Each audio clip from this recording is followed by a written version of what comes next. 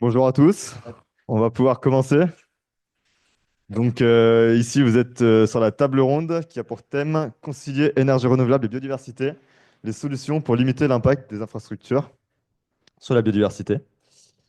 La transition énergétique des ressources carbone fossiles vers des énergies plus renouvelables, et telles que les panneaux photovoltaïques ou les éoliennes, elle est bien amorcée. Cependant, on a le développement de ces deux types d'énergie sur le territoire national qui est en retard néanmoins sur les engagements internationaux de la France, notamment pour atteindre la neutralité carbone en 2050. Et depuis 2020, on a également le changement climatique qui est passé la troisième cause de perte mondiale de biodiversité. Les causes de ce retard, elles peuvent être économiques, politiques, sociales ou environnementales, et notamment par les impacts des infrastructures de leur construction à leur fonctionnement sur la biodiversité et les paysages. Or, pour l'implantation des énergies renouvelables, c'est encore compliqué de le faire dans des lieux qui sont déjà fortement impactés par l'homme, par exemple des zones urbanisées ou industrielles. Et leur implantation est souvent difficile, coûteuse et limitée. Il est donc important et urgent et stratégique d'améliorer sur le plan environnemental la conception, la construction et le fonctionnement des infrastructures d'énergie renouvelable, solaire ou éolienne. Et c'est pourquoi il existe aussi plusieurs pistes qui sont prometteuses, qui sont en train de se développer pour réconcilier la lutte contre le changement climatique et la protection de la biodiversité. Donc cette table ronde va proposer d'examiner certaines de ces solutions et des solutions qui nécessitent une évolution des métiers de l'ingénierie, de l'écologie et d'énergie. Donc, il va falloir faire adapter les formations qui mènent à ces différents métiers pour justement lutter contre améliorer contre le changement climatique et la perte de la biodiversité. Donc, il s'agit du développement, donc tout d'abord des suivis écologiques, donc lors des chantiers et des constructions, des suivis de risques de la biodiversité en phase d'exploitation et des mesures de réduction des impacts, donc la séquence ERC, et de l'agrivoltaïsme dans le cadre du réchauffement climatique en Méditerranée, qui peut être une solution aussi pour pallier à ces différents problèmes. Donc la table ronde va se dérouler comme suit. Les invités vont se présenter un par un, dire qui ils sont et leur formation rapidement.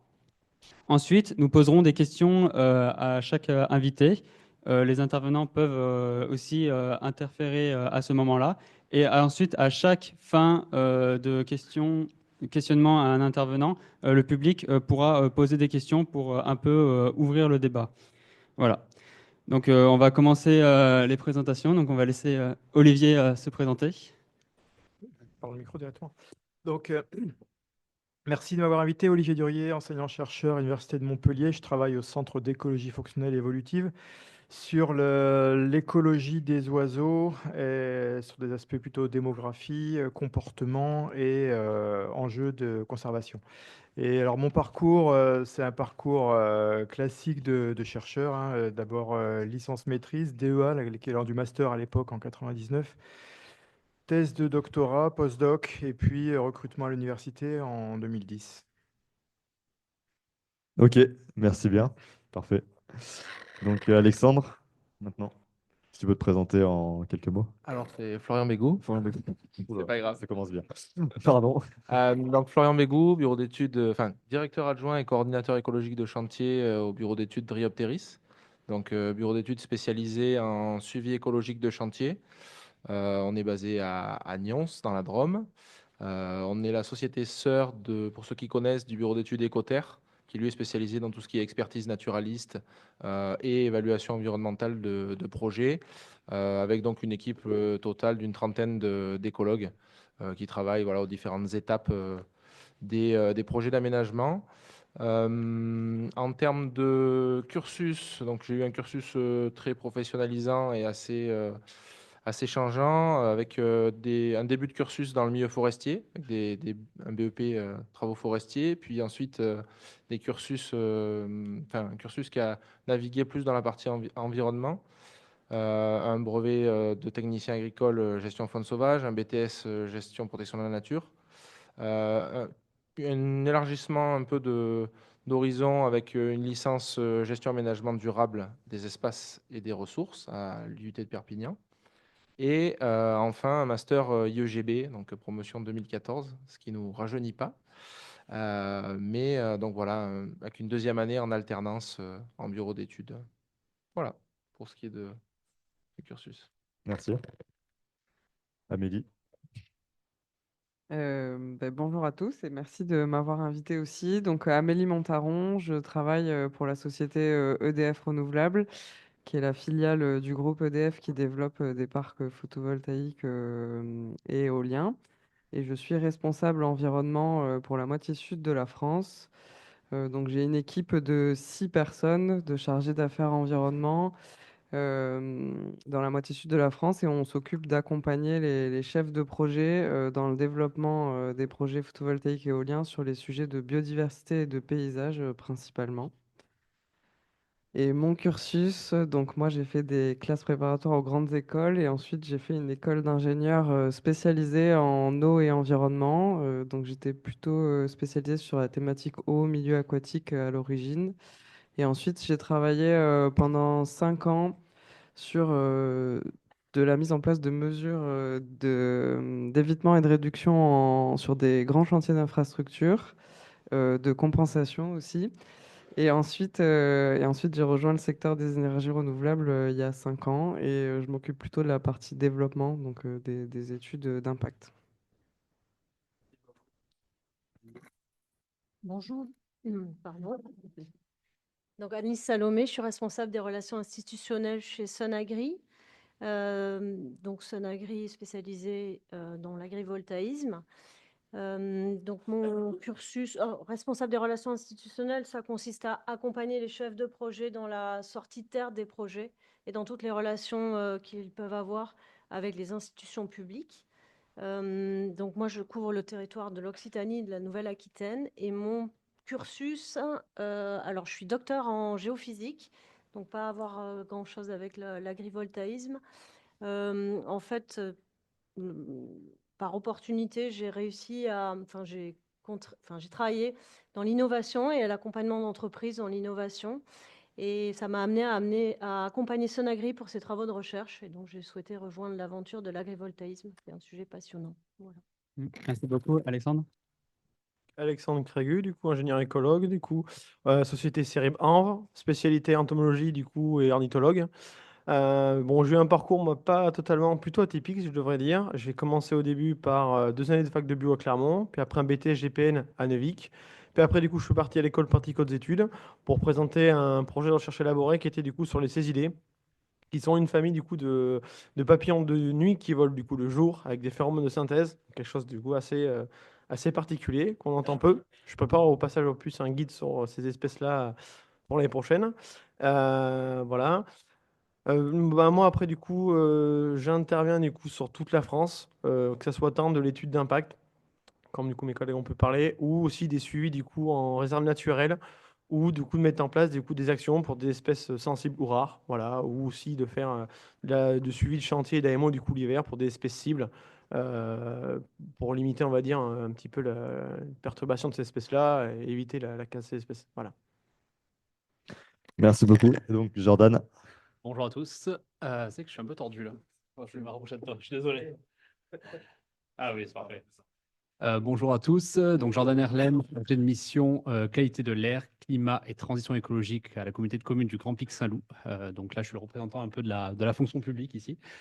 J'ai un parcours un peu atypique à la base. Donc je suis géographe de formation, mais c'est pour ça que je pense que je suis là, parce que j'ai une double casquette. J'ai travaillé pendant 5 ans dans le développement éolien avant de travailler dans la fonction publique. Je suis également animateur radio dans la vulgarisation scientifique en lien avec les enjeux environnementaux et je suis également enseignant à l'université Paul Valéry. Je suis intervenu également dans cette salle sur pas mal de masters depuis 3-4 ans. Et donc, mon poste donc de chargé de mission de transition écologique, climat et qualité de l'air, j'interviens sur la coordination de la politique de transition écologique au sein d'un territoire de 36 communes. Et donc, c'est avec plaisir qu'on va pouvoir parler de tout ça ensemble. Merci beaucoup. Donc voilà, comme on a pu le voir, les énergies renouvelables donc, sont vraiment importantes pour lutter contre le changement climatique. Et donc, même si elles ont un but de lutte contre le changement climatique qui peut à long terme aider à prévenir la chute de biodiversité, et bien, donc quand elles sont implantées, elles peuvent avoir un certain impact sur la faune, sur la flore, sur les paysages en général. Et donc, pour ça, notamment, il y a de nombreuses recherches un petit peu qui sont montées là-dessus. Donc, par exemple, Olivier Duriez, vous êtes donc chercheur au CEF. Et donc, est-ce que, tout d'abord, vous pouvez un petit peu nous présenter vos recherches au CEF et ce qui vous a conduit à travailler donc, notamment sur les impacts des éoliennes sur les oiseaux, c'est ça? Alors, je suis arrivé à travailler sur l'impact des éoliennes par le biais de mon modèle d'étude principal, le vautour fauve, qui était une des principales victimes de collisions envers les éoliennes, notamment en Espagne. Et donc, de fil en aiguille, avec l'arrivée massive, l'implantation massive des éoliennes, on s'est intéressé davantage aux causes de mortalité et comment les réduire. Et donc, ça a commencé petit, puis ça a pris de l'ampleur avec l'histoire du faucon cresserellette sur le parc éolien d'Omlas. J'étais aussi dans le comité de pilotage du PNA Cresserellette. Et ça a abouti à plusieurs programmes de recherche assez conséquents. Le premier, c'est le programme MAP, qui était un programme de recherche sur la réduction de la mortalité aviaire dans les parcs éoliens terrestres en exploitation, où on a développé plusieurs axes de recherche. D'abord sur comment quantifier euh, quantifier l'impact des collisions. Est-ce qu'on peut utiliser les systèmes de détection avifaune pour étudier les conditions autour des collisions? Comment pourrait-on faire pour améliorer les performances, ou moins connaître les performances de ces systèmes de détection avifaune? Comment comprendre la perception des oiseaux, quand les oiseaux, les éoliennes, en fait, c'était un peu du problème. Pourquoi ils se rendent dans des machins qu'on voit à 50 km de distance alors qu'ils ont une acuité visuelle supérieure à la nôtre? Et donc, on a des résultats assez surprenants à ce sujet-là. Donc, ça, c'est un programme qui était collaboratif avec notamment des labos de recherche, mais aussi et surtout l'OFB, l'EDRIAL, la région Occitanie, l'ADEME qui a financé une grosse partie du programme, et des opérateurs privés et les syndicats éoliens qui ont aussi participé à ce programme. Donc, c'était un programme un peu spécial qui démarrait avec des séminaires pour co-construire les questions de recherche. Et après, on a développé nos recherches. Il y a eu des restitutions régulières. Ce programme est en train de se terminer. En parallèle, il y a eu un autre programme de recherche, cette fois-ci sur l'éolien en mer, qui s'appelait Migralion, qui était pour essayer de planifier le développement des futurs parcs éoliens au large du golfe du Lion, où là, on a également un énorme programme financé par l'OFB, à 100% cette fois, mais avec plusieurs acteurs, notamment des bureaux d'études, nous en tant que programme de recherche, le muséum, et puis plein de personnes. Et un troisième programme actuellement, le programme Vulnéo, également financé par l'OFB, essayer de comprendre l'impact, enfin, plutôt améliorer la planification du développement éolien en évaluant la sensibilité des espèces et leur vulnérabilité aux collisions éoliennes sur tout le territoire français pour pouvoir montrer, ou plutôt identifier les secteurs où les enjeux seront les moins importants pour la vie faune. Et donc, dans le cadre de ces différents programmes de recherche, est-ce que vous avez pu identifier en tout cas des effets documentés et donc de ces infrastructures sur la biodiversité, en termes par exemple de chute de biodiversité ou chute de population, pour des Alors, espèces migratrices ou emblématiques par exemple? oui, on l'a bien mis en évidence sur le faucon cresserellette, l'impact de la surmortalité autour du parc de Melas. C'est un peu à plus grande échelle. On ne s'est pas tellement intéressé à la quantification des effets. En fait, il y a plein d'études qui l'ont fait. On s'est plutôt intéressé à la manière de le quantifier et comment essayer de se soustraire de tous les biais qu'il y a dans juste de la récolte des cadavres. Donc nous, on s'est plutôt intéressé là à essayer de comprendre d'abord comment les oiseaux voient. Donc, je vous disais rapidement, l'un des problèmes, c'était la perception, notamment des contrastes. Les oiseaux voient moins bien les contrastes que les mammifères, et donc à des faibles différences de blanc. Une éolienne blanche sur un fond de ciel gris clair, elle sera beaucoup plus difficilement perçue par un oiseau que par un œil humain, par exemple. La vitesse de rotation avait un effet aussi. On s'en est rendu compte. Les vitesses lentes sont aussi plus difficiles à percevoir pour les oiseaux que les vitesses rapides. Et donc, de fil en aiguille, tous ces trucs-là font qu'on propose des solutions pour potentiellement réduire cette mortalité et améliorer les systèmes de détection qui sont censés arrêter ou, disons, ralentir les éoliennes quand les oiseaux approchent. Bon, on se rend compte que la solution, c'est pas tellement de les ralentir, c'est plutôt de les arrêter très vite et vraiment arrêter et pas juste les faire ralentir. Il y a aussi beaucoup de travaux sur les hauteurs de vol des oiseaux. Une thèse qui vient de se terminer la semaine dernière sur centrée sur l'aigle royal et le vautour fauve. Mais on a des travaux donc plus conséquents sur ces hauteurs de vol dans le programme Vulnéo. Donc on est plus sur de l'information sur comment limiter ces mortalités que sur la quantification vraiment de ces mortalités. Et on a développé un programme, un logiciel qui s'appelle EOLPA pour essayer justement d'extrapoler de quelques cas de mortalité, quelles sont les conséquences pour les populations. C'est c'est les populations, c'est pas les individus finalement. Mm. Et le chiffre qui est toujours avancé de 7 mortalités d'oiseaux par éolienne et par an, ça veut tout et rien dire quand est-ce qu'on parle de roitelets, de rouge-gorge ou de vautours ou de cygnes. Ça n'a pas du tout le même impact démographique. Et donc on essaie de remettre les pendules à l'heure par rapport à ces chiffres-là. Et donc, du point de vue de la réglementation et des systèmes qui sont mis en place pour limiter et éviter ces impacts, est-ce que vous pensez qu'elles sont suffisantes? Est-ce qu'elles mériteraient d'être un petit peu améliorées ou poursuivies?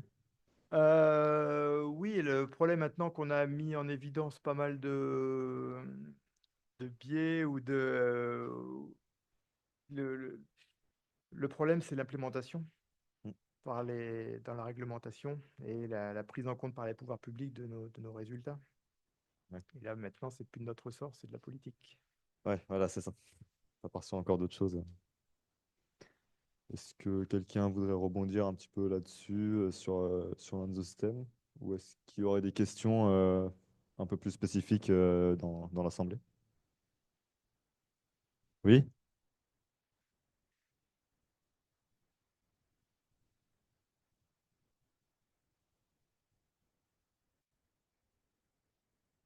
Alors, là, ouais, c'est une question que tout le monde se pose, hein. Le... Alors, les couleurs, le problème de la perception des couleurs, c'est que chaque espèce a une perception différente. Donc, on va tout de suite évacuer le problème des couleurs, on ne va pas le mettre en rouge, en bleu, en vert. On va plutôt s'intéresser au contraste. Noir et blanc, c'est sûr que toutes les espèces le voient. Et des expériences qui ont été menées l'an dernier ont montré que les oiseaux semblaient mieux percevoir une éolienne rayée qu'une éolienne toute blanche ou juste une seule pale noire, comme il a été fait en Norvège il y a quelques années. Bon, on l'a fait que sur 3 espèces. C'est déjà un travail conséquent de le faire sur 3 espèces. On l'a fait sur Milan noir, pigeon et puis vautour fauve. Mais les résultats avaient l'air assez convergents vers des rayures sur l'éolienne qui permettraient aux oiseaux de mieux percevoir le contraste avec le fond et également le mouvement rotatif. Et donc leur permettre d'éviter naturellement sans qu'on ait besoin de rajouter des systèmes euh, électroniques qui peuvent tomber en panne. Mais le problème, le corollaire de tout ça aussi, c'est que si les oiseaux le voient mieux, les humains le voient mieux aussi. Et donc, est-ce qu'on est prêt à en voir encore plus les éoliennes dans le paysage? Là aussi, c'est un problème politique. On avait réfléchi d'ailleurs à faire un test grandeur nature de peinture de pâle sur un de nos parcs éoliens. Et en fait, on n'a pas le droit, hein, réglementairement. La couleur blanche est une couleur obligatoire, hein, pour les éoliennes. Donc, il y a des freins aussi réglementaires liés à l'aviation civile et à l'armée notamment. Ah ouais, c'est une règle 100% française, hein. Donc, ça peut se changer aussi. Si on voulait vraiment, on pourrait. Ok, merci beaucoup. Donc, on va s'intéresser à un autre sujet. Donc, justement, c'est Amélie, qui est responsable de l'environnement à EDF. Donc, on va avoir quelques petites questions. Donc, notamment, le problème avec enfin, c'est pas vraiment, enfin, si c'est un problème avec les énergies renouvelables, c'est qu'elles utilisent des sols, souvent des milieux sauvages.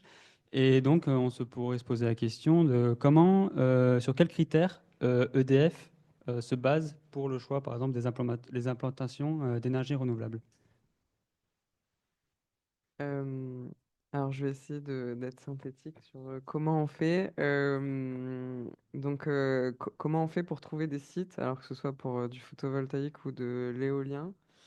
Euh, Concrètement, déjà, on a un SIG, un système d'information géographique. Donc, je ne sais pas si tout le monde voit ce que c'est. Donc, par exemple, il y a Picto Occitanie qui recense pas mal de data ou Géoportail. Ben, on a un peu le même système en interne dans lequel on a toutes les datas qui nous sont nécessaires pour croiser les différents enjeux et identifier des sites. Et donc, on va, dans ce système d'information géographique, mettre toutes les données dont on a besoin. Alors, évidemment, le vent et le soleil, mais pas que. Donc, il y a tous les sujets techniques, les pentes, les accès, etc. Il y a tous les sujets liés au raccordement électrique. Donc, c'est bien de développer des projets d'énergie renouvelable, mais il faut qu'ils soient raccordés au réseau. Donc, c'est un enjeu majeur. Il y a le foncier, bien sûr. Et il y a évidemment la biodiversité et le paysage. Donc, on utilise principalement hein, les zonages environnementaux et paysagers, donc les zones Natura 2000, les SNIEF, les domaines vitaux de PNA, etc., dans nos systèmes d'information géographique pour faire de la prospection. Et on croise tout ça. Et quand on croise tout ça, bah, il reste pas grand-chose. Et ensuite, on fait. Donc, ça, c'est un premier filtre qui est fait par soit des prospecteurs, soit des chefs de projet. Et ensuite, on a tout un tas de. Donc, ces personnes-là sont sensibilisées, hein, notamment sur les sujets environnementaux, euh, mais ils sont sensibilisés à un niveau de zonage. Donc, par exemple, ils savent. Euh, qu'il faut, on va dire, dans l'immense majorité des cas, éviter les zones Natura 2000. Donc, ils vont pas prioritairement chercher dans ces endroits-là. Et ensuite, on a un filtre plus poussé qui est mon équipe. Une fois qu'il y a des sites identifiés, on a un passage obligatoire en interne vers ce filtre de vérification de la faisabilité technique et environnementale des projets. Et donc nous, mon équipe, on va vérifier la faisabilité de chaque site. Et ensuite, on va donner un go ou un no-go sur ce site-là. Et donc, pour vous donner un ordre de grandeur, on a quand même plus de 50% des projets en prospection qui ne passent pas, enfin, qui n'avancent pas ensuite, quoi. Donc, c'est assez conséquent. Donc oui, donc c'est dès en interne à EDF, le projet il est abandonné avant même que ça soit voilà Avant les. même que ce soit un projet, en fait. Ouais, que ce soit ça. Oui. C'est des pistes de prospection qui ne voient pas le jour et ne passent pas le cap du projet. Ok. Et c'est très intéressant. Et du coup, une fois que EDF identifie une zone qui peut être propice et qui correspond du coup à un zonage au potentiel pour les énergies renouvelables, et comment l'entreprise prend en compte les impacts potentiels, notamment sur la biodiversité? Donc, si vous avez envie de nous parler de la séquence ERC mise en place par EDF. Donc une fois qu'on a passé cette étape de go, no go en interne, donc je ne sais pas si c'est évident pour tout le monde, mais donc on est soumis à un cadre réglementaire, hein, que ce soit pour l'éolien ou le photovoltaïque. Donc on doit dans les deux cas réaliser une étude d'impact environnemental. Donc nous, on va consulter tout un tas d'experts pour nous accompagner pour réaliser ces études d'impact. Donc en général, un bureau d'études spécialisé en écologie, un bureau d'études spécialisé dans le paysage, un assemblier, un bureau d'études en hydraulique à minima. Et donc on va lancer des études. Donc cette phase-là, ça nous prend entre 1 an et demi et 2 ans à peu près, selon les projets. Donc on fait au minimum des inventaires 4 saisons sur tous nos projets. Et donc sur la base de ces études-là, avec les bureaux d'études, ensuite on va se poser effectivement sur qu'est-ce qu'on peut faire comme projet. Et c'est là que va commencer la stratégie ERC, mais assez fine, on va dire. Parce que dans le ERC, il y a quand même donc l'évitement amont qui est déjà bien avant ça, du coup. Et donc, on va travailler alors majoritairement avec nos bureaux d'études sur ces mesures d'évitement et de réduction, mais pas que, avec des acteurs aussi sur les territoires, donc associations de protection de l'environnement ou autres sur nos projets selon les situations. Voire chercheurs d'ailleurs quand on a des cas plus innovants. Je ne sais pas si vous voulez que je vous donne des exemples concrets de mesures. Bah, si vous avez un exemple à donner, pourquoi pas, oui. Euh, Oui. Je sais pas, sur du photovoltaïque ou de l'éolien plutôt? Plutôt de l'éolien, comme ça, en lien avec ce qu'avait dit Olivier avant. Oui, bah, alors sur l'éolien, bah, pour faire le lien, effectivement, les enjeux majeurs sur l'éolien en général, c'est l'avifaune et les chauves-souris hein, qui sont les plus sensibles à l'éolien. Donc, les axes principaux de travail sur l'éolien, ça va être bah, l'implantation, euh, pouvoir implanter les éoliennes, alors par exemple dans un sens parallèle à la migration pour éviter un effet barrière. Euh, Ça, c'est aussi important d'un point de vue paysager, l'implantation pour garder une certaine cohérence. Après, il y a le micro-évitement sur l'éolien qui est important, notamment s'il y a des zones humides, etc. Donc, on va vraiment déplacer les machines de manière assez précise. Et ensuite, sur la réduction, bah, nos deux axes de travail principaux, ça va être, enfin, pardon, sur l'implantation, il y a un autre sujet important, c'est le gabarit. Et vous en avez parlé, mais un sujet important, c'est la garde au sol en éolien. Donc la garde au sol, c'est la distance entre le sol et le bas des pales.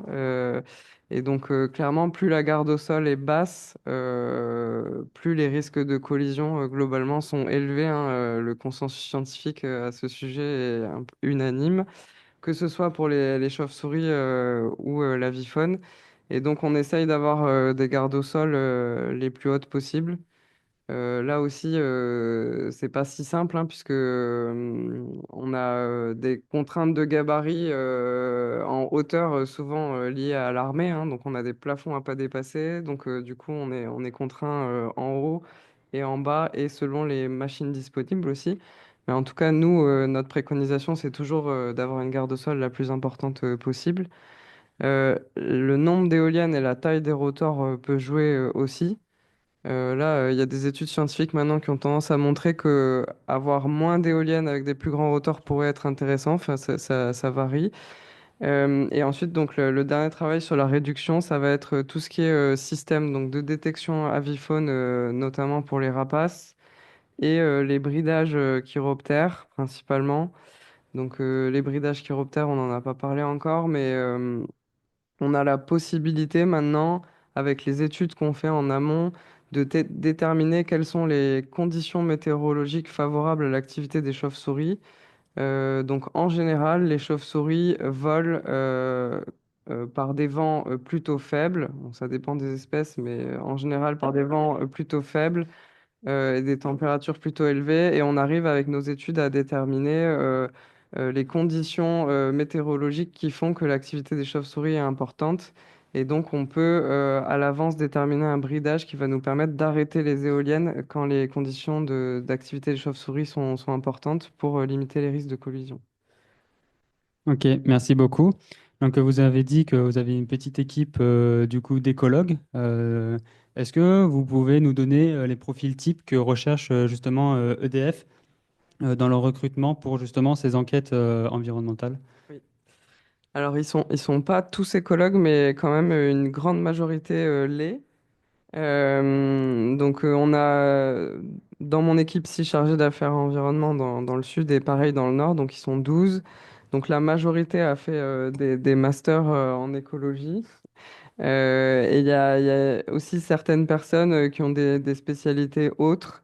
Donc on a une personne qui est plutôt spécialisée sur les sujets hydrauliques. Euh, Après, on a des profils un peu plus généralistes comme moi, donc ingénieur en environnement. Et après, dans les écologues, voilà, on a quelques personnes qui sont très spécialisées dans l'avifaune et les chauves-souris notamment. Donc ça nous fait une équipe où on a multi-compétences, quoi. Ok, merci beaucoup. Est-ce que quelqu'un voudrait réagir justement au discours d'Amélie dans l'Assemblée? Ouais, mais c'est pendant le Zoom. Merci. Je me demandais quelle était la proportion de parcs photovoltaïques sur des zones déjà minéralisées, déjà artificialisées, ou si ce n'était que sur... enfin, j'imagine qu'il y a une mixité. C'est pas uniquement sur des zones vertes, quoi. Non, non, donc en fait, il y a un cadre hein, en France qui priorise, alors ça s'appelle les sites dégradés. Donc moi, j'aime pas trop ce terme parce que en fait, on est encouragé par l'État à rechercher prioritairement des zones déjà anthropisées. Donc souvent, c'est des anciennes carrières, des délaissés autoroutiers ou d'aérodromes, par exemple.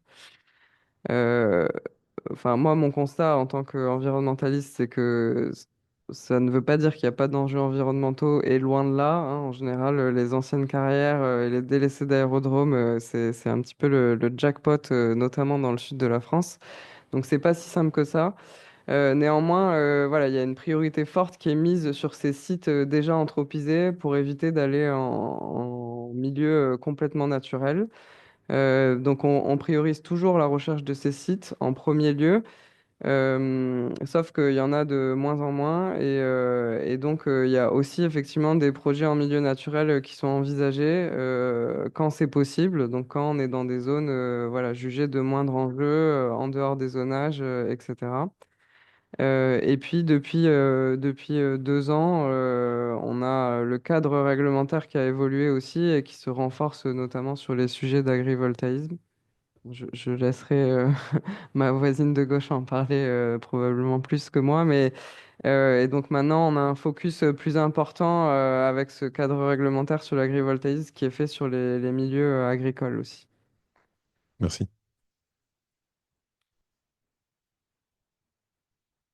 Merci. Quelqu'un d'autre a une question? Oui.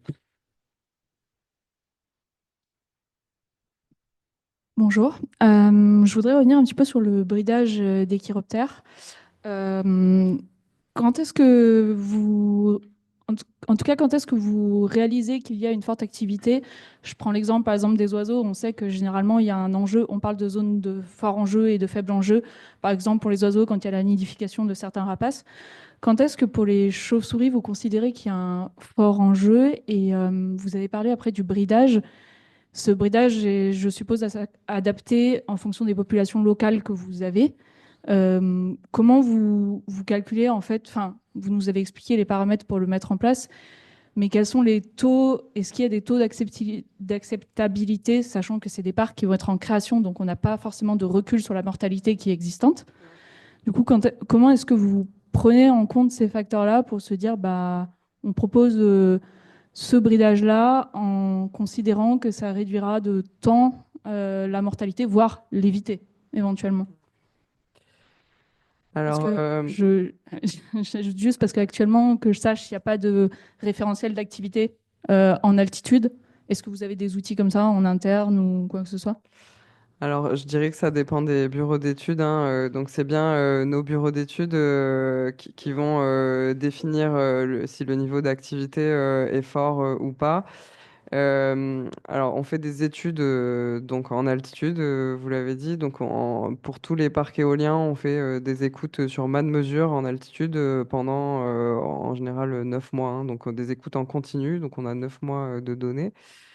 Et sur la base de ces écoutes en altitude, donc effectivement, nos bureaux d'études vont définir les niveaux d'enjeu. Alors, les niveaux d'enjeu, ça dépend effectivement du niveau d'activité, mais pas que, et aussi surtout des espèces présentes, hein. On a des espèces euh, plus patrimoniales que d'autres. Et après, ensuite, pour le bridage, il y a aussi une question sur la sensibilité des espèces. Donc, toutes les espèces de chauves-souris, un petit peu comme les oiseaux, n'ont pas le même niveau de sensibilité à l'éolien. Voilà, il y a des espèces plus sensibles que d'autres parce qu'elles volent plus en altitude que d'autres. Et il y a aussi des espèces qui volent par des vents plus forts que d'autres.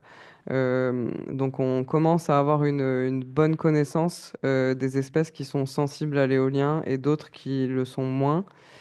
En tout cas sensibles au risque de collision. Et donc sur cette base-là, on va pouvoir voir en fonction des écoutes qui ont été faites en altitude et de à quel point on veut couvrir en fait l'activité des chauves-souris, hein. Et c'est là où il y a un peu un arbitrage à faire. Alors éviter, clairement, c'est une mesure de réduction, hein. On ne peut pas garantir l'évitement total. Néanmoins, les préconisations qu'on fait en général, c'est de couvrir à peu près 90% de l'activité par le bridage. Euh, Ça semble voilà, suffisant pour réduire de manière très très importante les risques de collision sur les espèces de chauves-souris.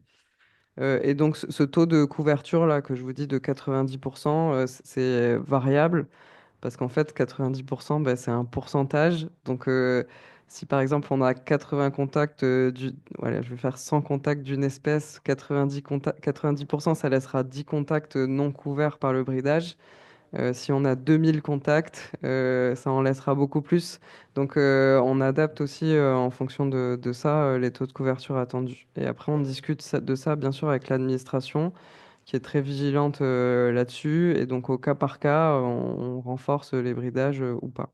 Et ensuite, il y a des suivis en exploitation. Donc, il y a des suivis obligatoires pour tous les parcs éoliens dès la première année de l'exploitation qui permettent de corréler ce bridage avec le suivi de la mortalité et il peut y avoir des réajustements ensuite. Merci. Merci beaucoup. Donc, on va passer au prochain intervenant.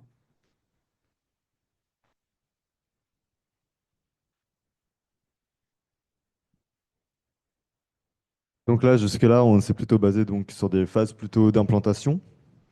Phases d'implantation réfléchies par EDF et donc qui nécessitent pas mal de concertation pour être mises en place et pour pouvoir faire lancer les projets et les faire démarrer une fois qu'une zone a été sélectionnée. Donc pour ça, donc, Jordan Erlem, vous êtes pas mal donc, au contact un peu de toutes ces problématiques. Tout ce qui est concertation, donc en tant que chargé de mission qualité de l'air, climat et transition écologique. Donc est-ce que vous pourriez décrire déjà vos missions principales en tant que chargé de mission? Merci beaucoup pour le micro. Donc voilà, donc les missions principales d'un chargé de mission qualité de l'air, climat et transition écologique, ben, c'est tout simplement de faire en fait l'interface entre les élus, entre les enjeux de la biodiversité, les enjeux de transition écologique, toutes les différentes problématiques qu'il peut avoir au niveau local, pour essayer tout simplement de faire en sorte qu'il y ait une politique efficace et en matière de transition, en matière d'impact, et que tout simplement on ait un aspect de préservation du territoire. Donc, qu'est-ce que c'est dans les faits? Vous avez tous déjà entendu parler, je pense, des PCAET, des plans climat, air, énergie territoriaux. Donc, ça, c'est vraiment des dispositifs de plan de transition. C'est multidiscipline, en fait, ça touche tout ce qui est relatif donc, à la qualité de l'air, ça va toucher les énergies, ça va toucher la biodiversité, ça va toucher l'agriculture. Donc, il y a différents enjeux qui sont traités par ces PCAET-là. Et donc, le sujet qui nous intéresse, nous, aujourd'hui, c'est la transition énergétique. Et c'est un sujet sur lequel donc, on est extrêmement impliqué, surtout en ce moment, parce qu'il y a pas mal d'actualités. Il y a les zones d'accélération des énergies renouvelables. Donc, ça, c'est une remontée obligatoire des communes, donc de zones potentielles d'implantation, donc pour du solaire ou pour de l'éolien. Donc, ça, c'est un enjeu réglementaire. C'est une obligation étatique. Donc, ça, c'est la DDTM qui suit ce projet-là. Il y a également un document cadre qui va être réalisé par la Chambre d'agriculture sur le sujet du photovoltaïque au sol. Donc, il y a pas mal de sujets d'actualité. Et le rôle donc d'un chargé de mission de transition écologique et surtout donc de l'intercommunalité, je préfère dire ça, c'est d'accompagner donc la transition énergétique, tout simplement pour pas que ça déborde. Alors, qu'est-ce que ça veut dire déborder? Moi, j'ai envie juste de parler de 2-3 trucs parce que ça va rebondir un peu sur ce que disait monsieur au fond tout à l'heure. Par exemple, le territoire sur lequel je suis, donc la communauté de communes du Grand Pic Saint-Loup, c'est 36 communes. Et sur ces 36 communes-là, si je regarde un peu les enjeux environnementaux, tout simple, on est donc une partie du territoire, c'est un site UNESCO. On a un site Natura 2000, une directive Habitat. La moitié du territoire est en directive Natura 2000 oiseaux. On a un grand site de France, Gorge de l'Hérault. On a 2 sites classés, 9 sites inscrits, 4 arrêtés de protection du biotope, 6 ZNIEF 2, même si c'est que de l'inventaire, c'est quand même pas mal, 22 ZNIEF 1. Voilà, donc ça, c'est sans parler aussi de tout le bâti avec les enjeux patrimoniaux. Donc, qu'est-ce qu'on fait avec ça? C'est vrai que moi, avant, je travaillais dans l'éolien, on ne faisait pas grand-chose avec ça. Clairement, on fuit un peu le territoire. Là, l'idée, c'est que nous, si on est pragmatique, si je me fie à la conso d'énergie de mon territoire et je regarde la place du solaire, clairement, le solaire, ça représente 1% de la consommation d'énergie. Et si on se fie juste à la consommation d'électricité, allez, ça va accrocher les 5%. Donc, ça ne le fait pas. ça ne le fait pas. C'est vrai que si on parle de développement d'énergie renouvelable, de rôle dans la transition énergétique, si on parle tout simplement même d'autonomie énergétique d'un territoire, c'est pas bon, le compte n'y est pas. Mais le problème, c'est qu'avec un territoire comme celui dont je vous parle, on ne peut pas faire n'importe quoi. Il y a des enjeux environnementaux extrêmement présents. On le sait enfin, vous le savez mieux que moi, vous travaillez dans la biodiversité, une grande partie d'entre vous. L'Hérault, c'est un territoire qui a une énorme richesse en termes de biodiversité. Donc, comment on fait par rapport à ça? Comment on réalise une transition énergétique? Nous, en tout cas avec les élus, pour le moment, l'idée, c'est d'essayer d'articuler tous les différents dispositifs que je vous ai cités tout à l'heure. C'est-à-dire qu'on va parler donc les documents cadres, les zones d'accélération, toutes les obligations qu'on a. On va essayer de les faire. On va essayer d'accompagner cette transition, de la rendre plus ambitieuse, parce que dans tous les cas, il va falloir augmenter le développement solaire. Parce que chez nous, c'est clairement le solaire, c'est l'éolien avec la moitié du territoire en directive oiseau. Bon, l'éolien, c'est un peu compliqué et je pense qu'on pourrait parler de bois énergie, mais ce n'est pas le sujet ce soir. Mais en tout cas, le solaire, il faut qu'on en développe. Donc, forcément, on va se concentrer. Nous, notre volonté, c'est de se concentrer sur les zones artificialisées, comme pas mal de territoires. Pas mal d'acteurs privés me diraient que c'est assez compliqué. Il y a du coût, il y a de la rentabilité. Enfin, voilà, c'est vrai que la plupart des acteurs privés privilégient en tout cas du photovoltaïque au sol ou on va parler tout à l'heure de l'agrivoltaïsme. Ça, c'est un sujet aussi enfin, c'est assez compliqué l'agrivoltaïsme parce que c'est un sujet qui va mêler donc le rendement agricole au rendement énergétique. Donc, nous, on priorise ces enjeux-là sur des zones artificialisées. Donc, les ombrières de parking, le bâti, mais ça, pareil, hein, ça c'est pas non plus. Est-ce que ça va être suffisant pour arriver à des objectifs cohérents? Pour le moment, c'est un peu trop tôt pour que je puisse vous le dire. Mais en tout cas, on va réaliser en début d'année une étude énergétique qui va nous permettre de savoir où on veut aller et quelle place on a pour y arriver. Et ça, je pourrais apporter plus d'éléments de réponse.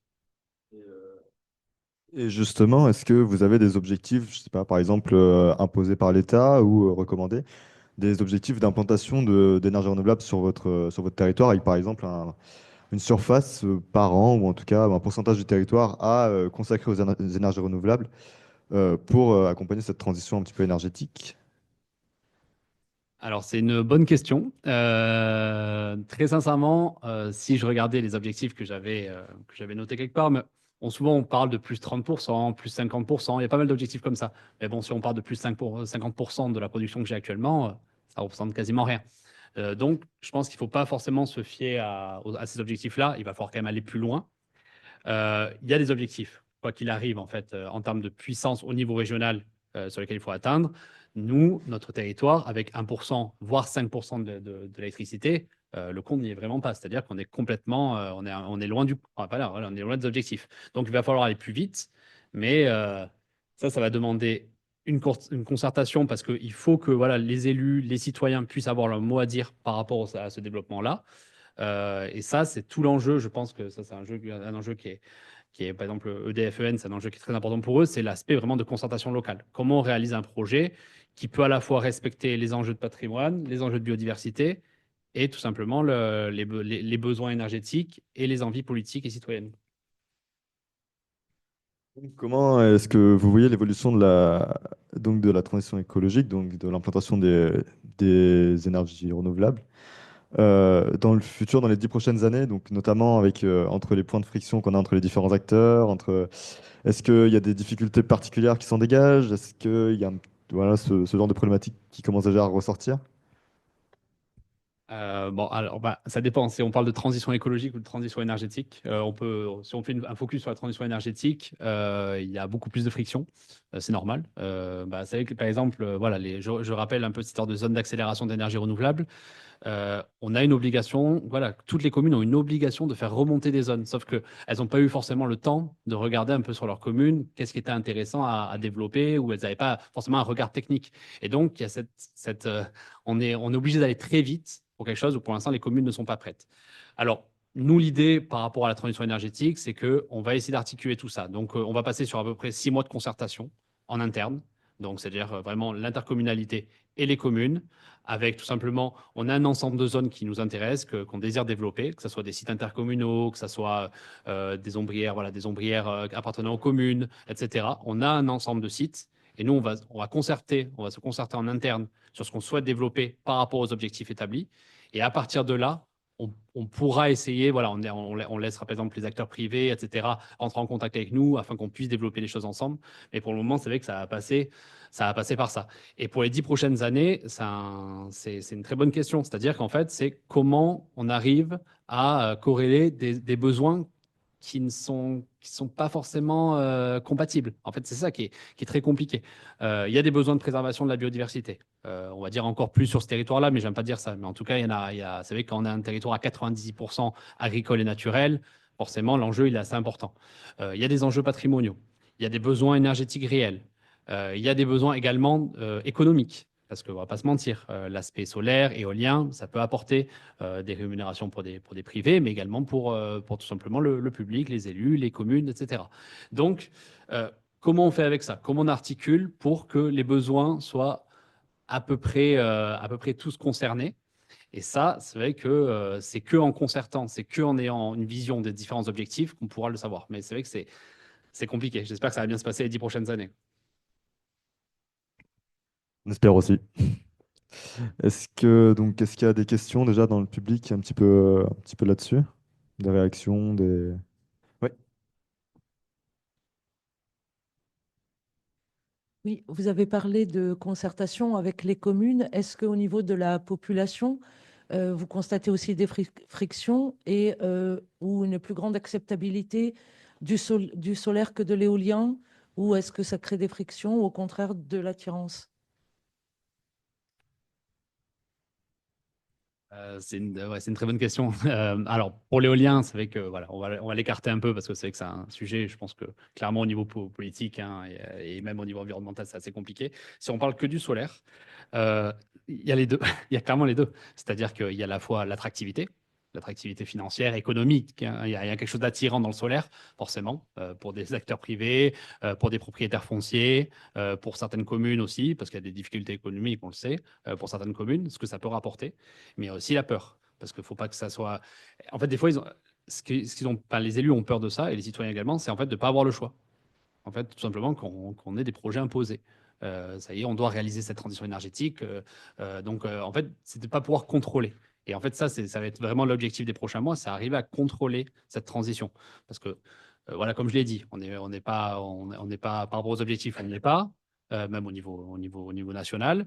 Il y a cette pression à la fois énergétique, à la fois du privé, etc., des acteurs, pour qu'on arrive à aller vite, mais également les communes, parce qu'en fait, les communes ne sont pas du tout réfractaires. C'est-à-dire ça, c'est important quand même que je le dise, c'est qu'elles ne sont pas réfractaires au développement solaire. C'est juste qu'elles ont juste peur qu'elles perdent le contrôle. Et en fait, qu'elles ne puissent pas maîtriser son développement. Et en fait, c'est ça qui est vraiment, moi, ce que j'aime bien dans la vision des communes, c'est qu'au final, elles ont conscience des enjeux de biodiversité agricole. La préservation de l'agriculture, c'est quand même un enjeu qui est extrêmement important pour les communes. C'est un territoire qui est semi-rural, donc forcément l'agriculture, c'est une vraie identité au niveau local. Donc il y a une vraie. C'est pour ça que l'agrivoltaïsme, par exemple, fait peur. Ça, pour le coup, l'agrivoltaïsme fait peur. Parce qu'il y a une méconnaissance aussi de l'enjeu. Donc ça va être tout un sujet d'essayer de vulgariser ce sujet-là. Mais par contre, c'est vrai que il y a une volonté, par exemple, au niveau au niveau du bâti, au niveau des ombrières, ça fait quand même moins peur. Mais sauf que, comme je le disais tout à l'heure, c'est qu'il y a ces enjeux également de biodiversité, mais également des enjeux de patrimoine. Et on ne peut pas toujours installer comme on veut du bâti sur les toitures et du bâti sur des ombrières, par exemple, juste à côté d'une église classée, par exemple. Ouais, du coup, j'avais une question aussi pour Anne-Lise dans ce biais-là. On aura l'occasion d'en reparler tout à l'heure de toute façon. Mais est-ce que vous avez été confronté justement à cette crainte de l'agrivoltaïsme, à un petit peu de tout ce volet? Oui, on a été confrontés et en fait, il fait peur parce que le cadre réglementaire est récent. La possibilité de s'installer sur terre agricole est récente. Le cadre n'est pas complètement défini. On a attendu un an avant d'avoir le décret d'application de la loi, donc avec une définition très large des installations agrivoltaïques. Un an après, un décret qui commence à obliger à certains à mettre en place des choses pour s'assurer de l'utilisation de ces terres agricoles. Il manque encore des études qui ne marchent pas. Ça peut attendre, ça peut venir dans un an. Voilà. Donc tout ça fait que il y a beaucoup de potentiel pour l'agrivoltaïsme et un engouement. Et donc, ça peut faire peur. Voilà. Et donc, Ok. besoin de beaucoup de pédagogie et de partage des retours d'expérience. Donc, C'est il y a quand même un indispensable. soutien politique derrière si vous dites qu'il y a des. Ah, Ouais. pardon. Ouais, si vous dites que du coup, il y a quand même la réglementation qui évolue de ce côté-là. Non, mais il y a un cadre, mais maintenant, il va falloir qu'il y ait beaucoup de pédagogie auprès des élus et puis de la population, hein, pour rassurer, partager les retours d'expérience et aussi éviter les contre-performances parce que ça serait dommageable pour la filière. Donc, merci beaucoup pour cette intervention. Donc, on va passer à notre prochain intervenant, Alexandre. Donc, qui est, je rappelle, ingénieur, enfin, écologue, entomologie et ornithologie, et il est indépendant. Donc, tout d'abord, pourriez-nous raconter votre parcours professionnel et qu'est-ce qui vous a conduit à devenir écologue indépendant? Donc, notamment les principaux défis que ça a représenté et en quoi votre travail dans le bureau d'études passé vous a aidé aussi à devenir ce que vous êtes aujourd'hui.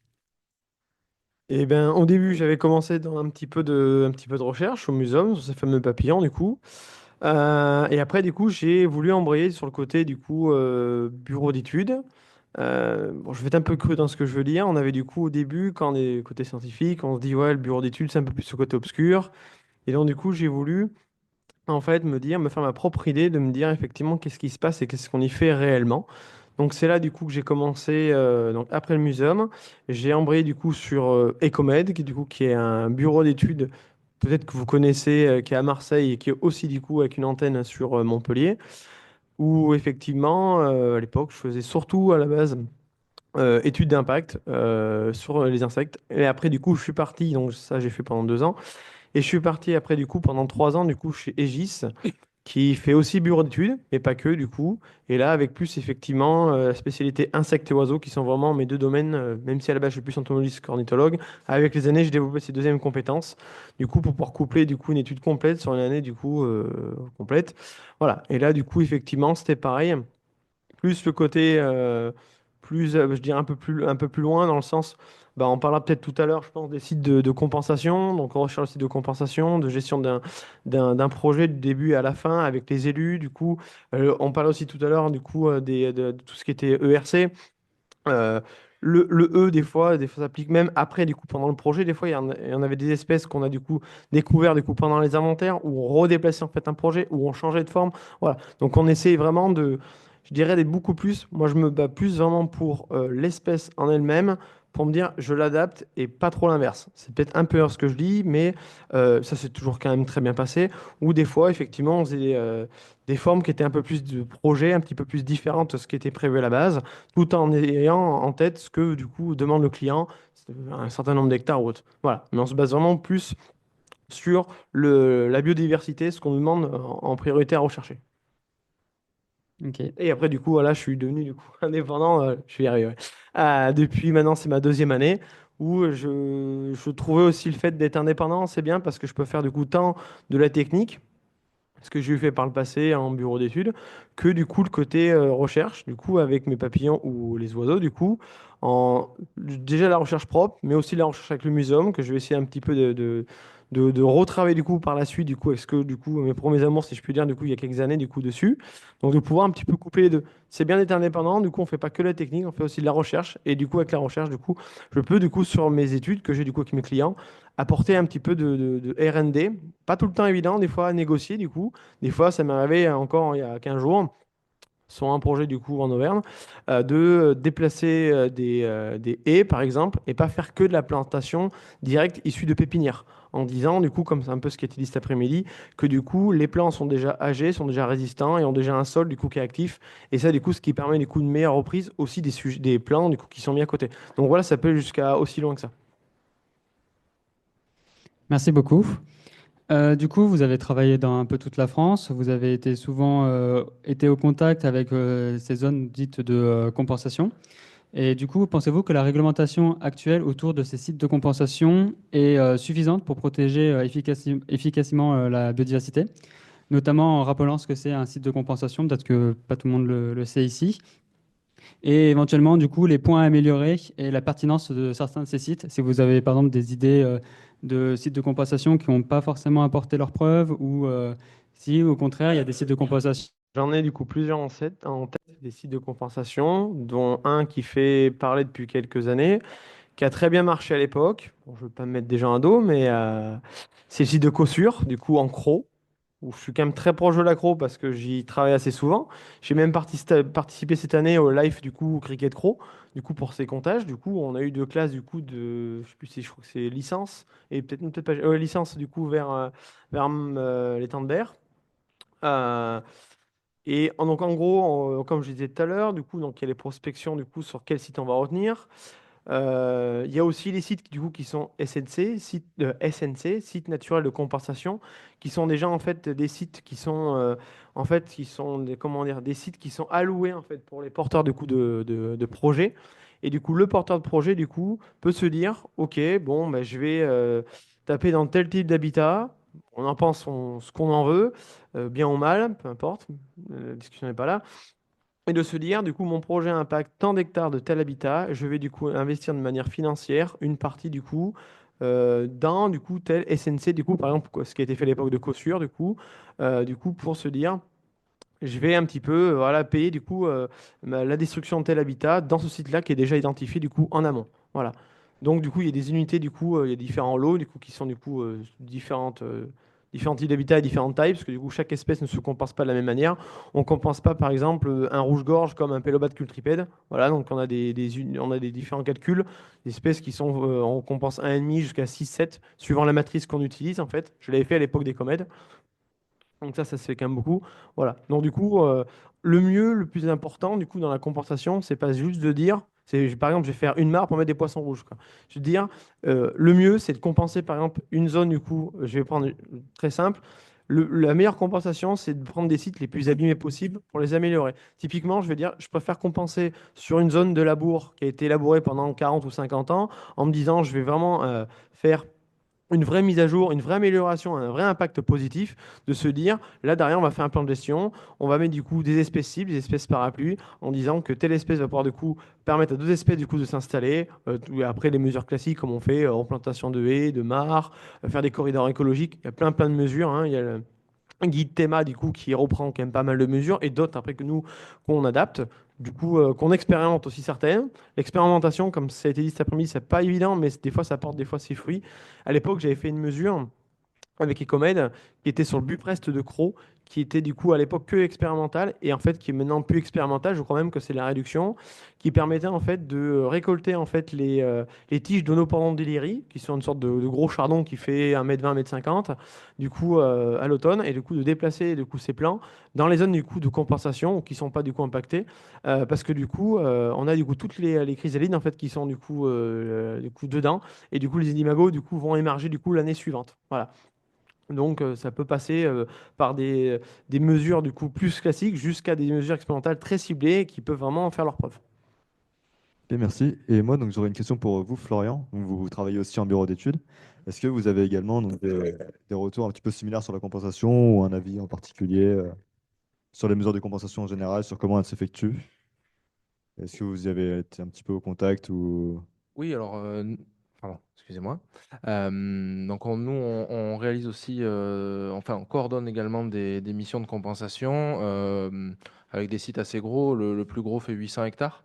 Donc, également en compensation d'un très gros projet, pour le coup, photovoltaïque.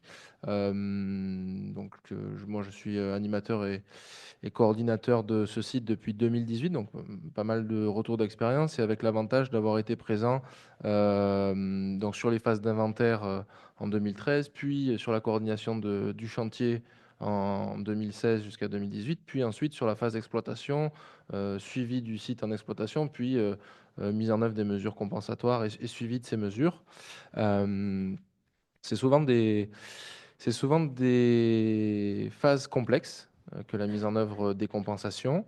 Il est important que les choses aient été bien anticipées en amont, que les choses aient été bien cadrées. Aujourd'hui, j'ai des exemples de projets sur lesquels les sites compensatoires n'avaient pas été suffisamment sécurisés et où finalement ben, la solution de compensation, plusieurs années après, hein, on n'arrive pas à être trouvé, très clairement, hein, pas par manque de volonté, mais par problématique de foncier disponible, d'identification de la bonne solution, parce que compenser, il faut compenser le bon habitat impacté, la bonne espèce, dans une région géographique cohérente et avec des mesures qui apportent une plus-value, hein, comme on disait Alexandre.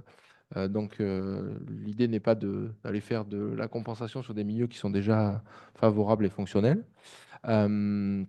Donc voilà, une complexité. Pour autant, quand les choses sont bien sécurisées, bien définies en amont, on arrive voilà, à faire des compensations qui sont cohérentes. Le site dont je vous parle, qui a près 800 hectares de compensation, on a évidemment tout type d'espèces, tout type d'habitat naturel. C'est hyper diversifié, hein. Pour le coup, les listes d'espèces qui ont justifié cette compensation sont assez importantes. Je pense que ce qui est important sur la compensation, c'est d'une part l'état initial, donc qui permet justement de faire des choix de compensation, l'itinéraire, les objectifs de compensation soient bien définis, les critères aussi qui permettent d'évaluer si on est dans les clous vis-à-vis de ce qu'on visait comme objectif, et ensuite qu'il y ait une réflexion et une concertation globale, notamment sur des sites comme ça. Depuis 2018, sur ce site-là, moi, je suis assez satisfait des résultats. Le résultat des suivis écologiques, déjà, puisqu'on est dans les objectifs, mais aussi les résultats de voir que voilà, les deux éleveurs qui pâturent la zone, on a su s'adapter à leurs contraintes, au fait que voilà, ils ont eu même des problématiques et on a su intégrer ça et rester dans une dynamique et finalement intégrer tous les acteurs aux différents niveaux. Et ça, je trouve que c'est un peu le petit plus qu'on va chercher sur ces compensations et qui font qu'on s'inscrit dans quelque chose de durable et d'efficace. Voilà. Ok, merci beaucoup. Et une dernière question pour Alexandre.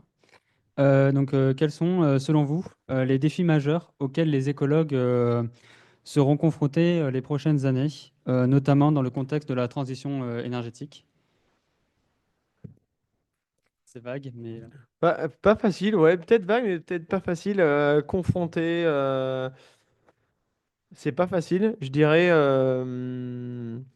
toujours de pouvoir. Ouais, c'est vrai que c'est pas simple.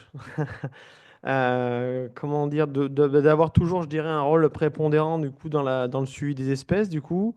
Peut-être de faire évoluer peut-être certaines techniques, peut-être, je sais pas, peut-être du coup d'être, peut-être, ouais, je sais pas, comment dire, euh, il y aurait peut-être, je sais pas, peut-être plus à faire. Je trouve, ça m'est déjà arrivé de publier pour l'UPGE, mais je dirais qu'il faudrait qu'il y ait plus souvent des publications qui soient plus axées sur des mesures qui fonctionnent expérimentales qu'on n'a pas forcément du coup en tête. Moi, des fois, je me suis aperçu que du coup, qu'il y avait des mesures qui avaient été faites quelque part et ça, c'était pas remonté plus que ça, en plus qui fonctionnaient, donc ce qui était quand même un petit peu dommage.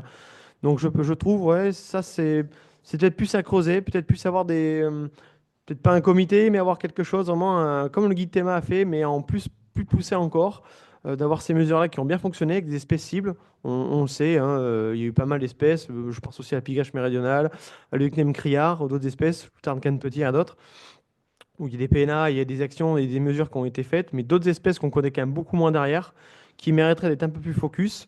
Euh, Après, le reste, pour les écologues, moi, j'incite vraiment à tous les jeunes qui veulent du coup faire ce métier-là, qui n'hésitent pas, faut y croire, même si il y a eu des fois par le passé, on m'avait dit que du coup, être passionné et en vivre, c'est compliqué, alors que c'est faux, c'est des âneries. On peut totalement, faut y croire. On peut faire un métier tant de la recherche que de la technique. Les deux sont très bien, il n'y a pas mieux que l'autre. Je dirais qu'ils sont complémentaires. Tout dépend après ce qu'on recherche. Mais ouais, peut-être.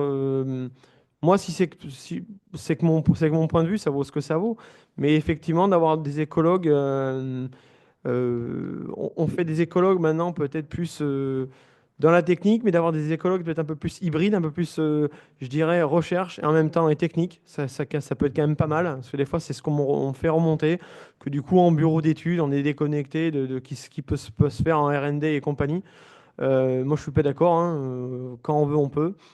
Donc ouais, je dirais, ça serait vraiment de continuer de former du coup des jeunes qui soient un peu plus passionnés, parce que je trouvais qu'il y a des moments, j'ai déjà eu des stagiaires, et même plus d'un et plus d'une, qui étaient, je dirais, un petit peu déçus par ce qui se fait actuellement, Et alors que du coup, on a quand même, je trouve, un beau métier, à la base un métier de passionné, hein, qu'on charge des amphibiens jusqu'à 2 heures du matin ou des papillons avec un filet en pleine journée quand il fait 40. C'est quand même, ça reste quand même mine de rien une passion, alors qu'on voit personne dehors à ces moments-là.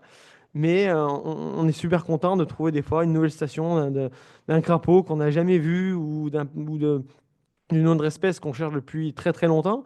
Ou même quand on est gosse, du coup, moi je sais que j'ouvrais des bouquins de Jean Fabre quand j'étais gosse, et de me dire telle espèce de papillon, par exemple un Apollon, voilà, j'étais hyper content de voir mon premier Apollon quand j'étais gosse. Donc c'est pareil, je dirais, de garder la passion et de continuer sur ce métier-là qui nous anime au quotidien, quand même, qui reste une passion, qu'il ne faut pas oublier ça. On ne fait pas un boulot juste pour le faire, on le fait parce qu'on a une passion derrière.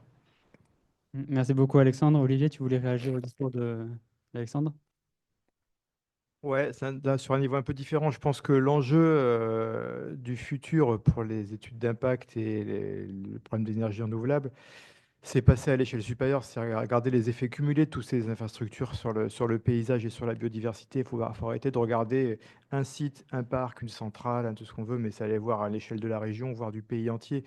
Et il y a des choses qui sont absolument frappantes, hein, quand on regarde par exemple pour l'éolien offshore, si vous regardez une carte de la mer du Nord et des parcs éoliens en mer du Nord, ça fait, c'est fait hurler. Tu dis, mais où vont passer les oiseaux? Il y en a absolument partout. Et il y a des espèces qui ne supportent pas d'avoir des structures aériennes en phase 2, notamment tous les alcidés, les pétrels, des canards, des canards, des plongeons. Ils vont juste plus pouvoir migrer du tout, en fait. Et donc, on peut autoriser un parc par-ci, un parc par-là, mais quand on regarde sur une carte ce que ça donne au final sur une plus grande échelle, ça peut faire peur. Et il faut vraiment prendre en compte cet effet cumulé et sortir du cas par cas.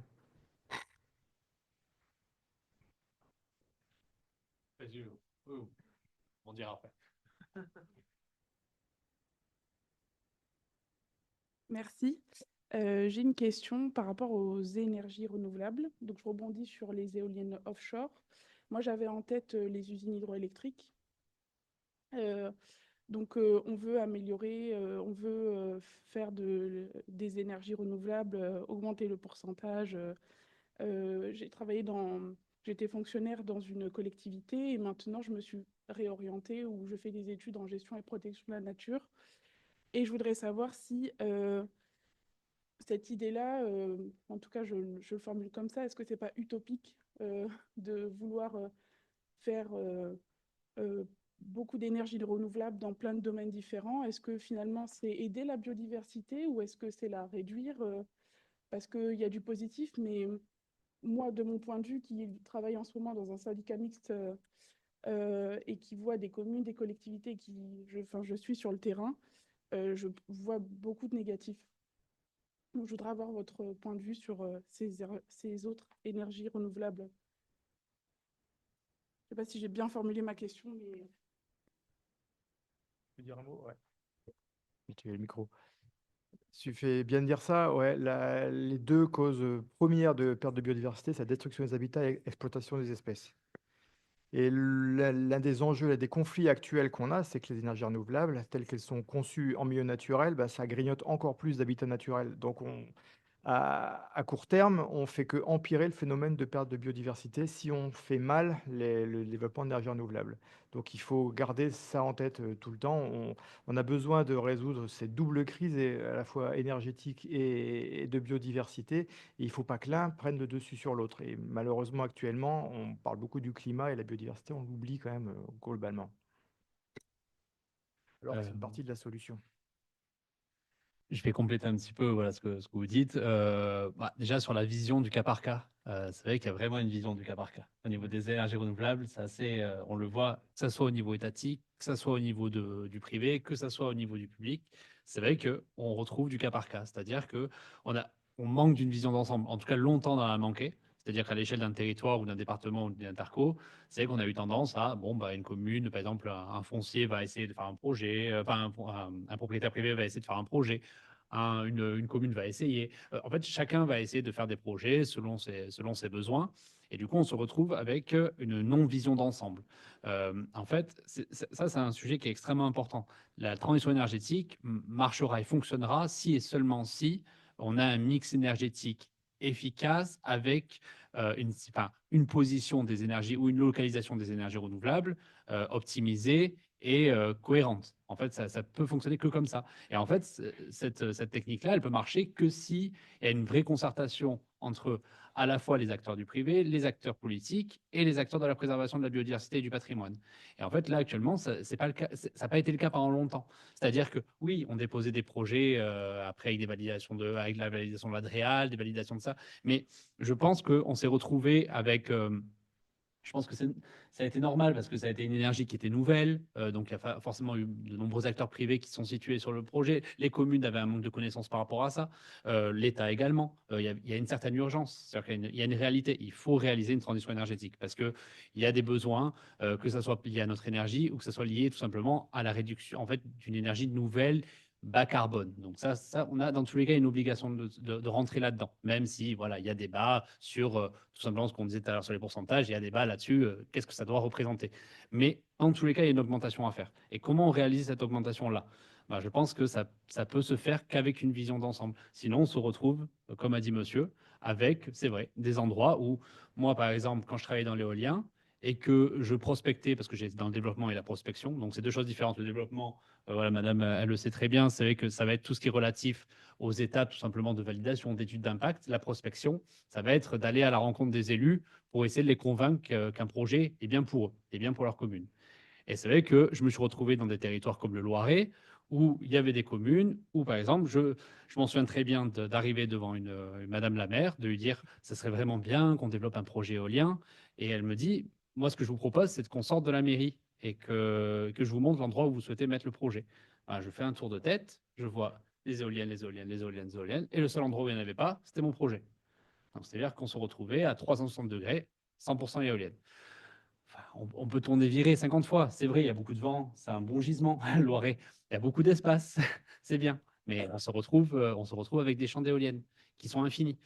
Alors, il faut une cohérence. Et on se retrouve avec des territoires, même s'il y a des forts enjeux. C'est vrai, il y a une inégalité en termes d'enjeux de biodiversité selon les départements. C'est une réalité. Mais quand même, ce n'est pas normal que certains départements se retrouvent avec X éoliennes, X panneaux solaires et d'autres sans rien. Donc là, il y a une certaine cohérence démocratique à faire. Donc, c'est tous ces enjeux-là. Et sans une vision d'ensemble, la transition énergétique est impossible.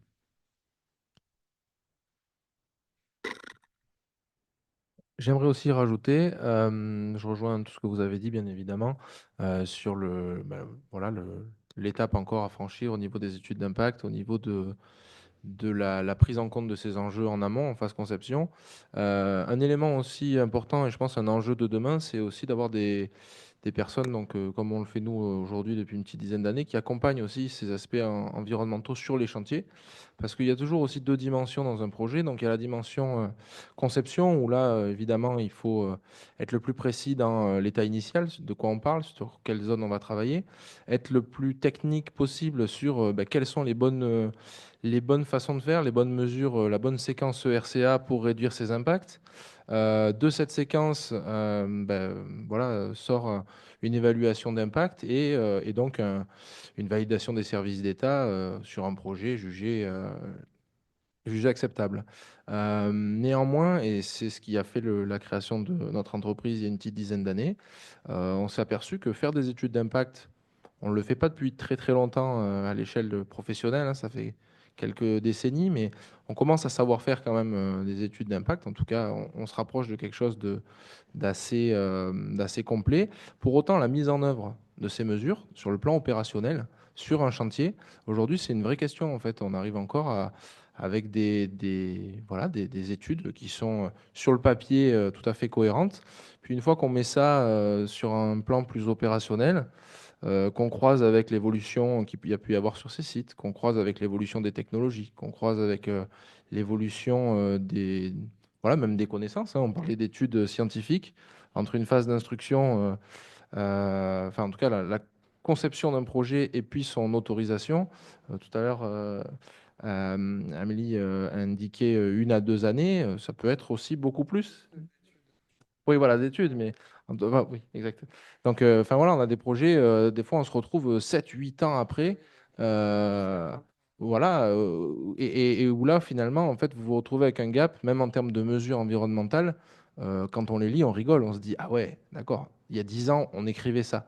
Et là, du coup, il y a un manque, il y a un besoin, en tout cas, de pouvoir faire le lien justement entre techniques d'ingénierie écologique et connaissances écologiques et réalisation du projet pour justement intégrer au mieux la biodiversité dans ces phases de réalisation. Voilà. Je pense que c'est un des enjeux de demain d'avoir justement des acteurs sur les chantiers en phase, en phase opérationnelle, autant sur des structures comme la nôtre, que justement sur des développeurs. On le voit, hein, de plus en plus de développeurs, de porteurs de projets, d'aménageurs ont en interne des relais spécifiques à la biodiversité. Et ça, il y a 10 ans, c'était quand même assez rare et réservé vraiment aux très gros groupes.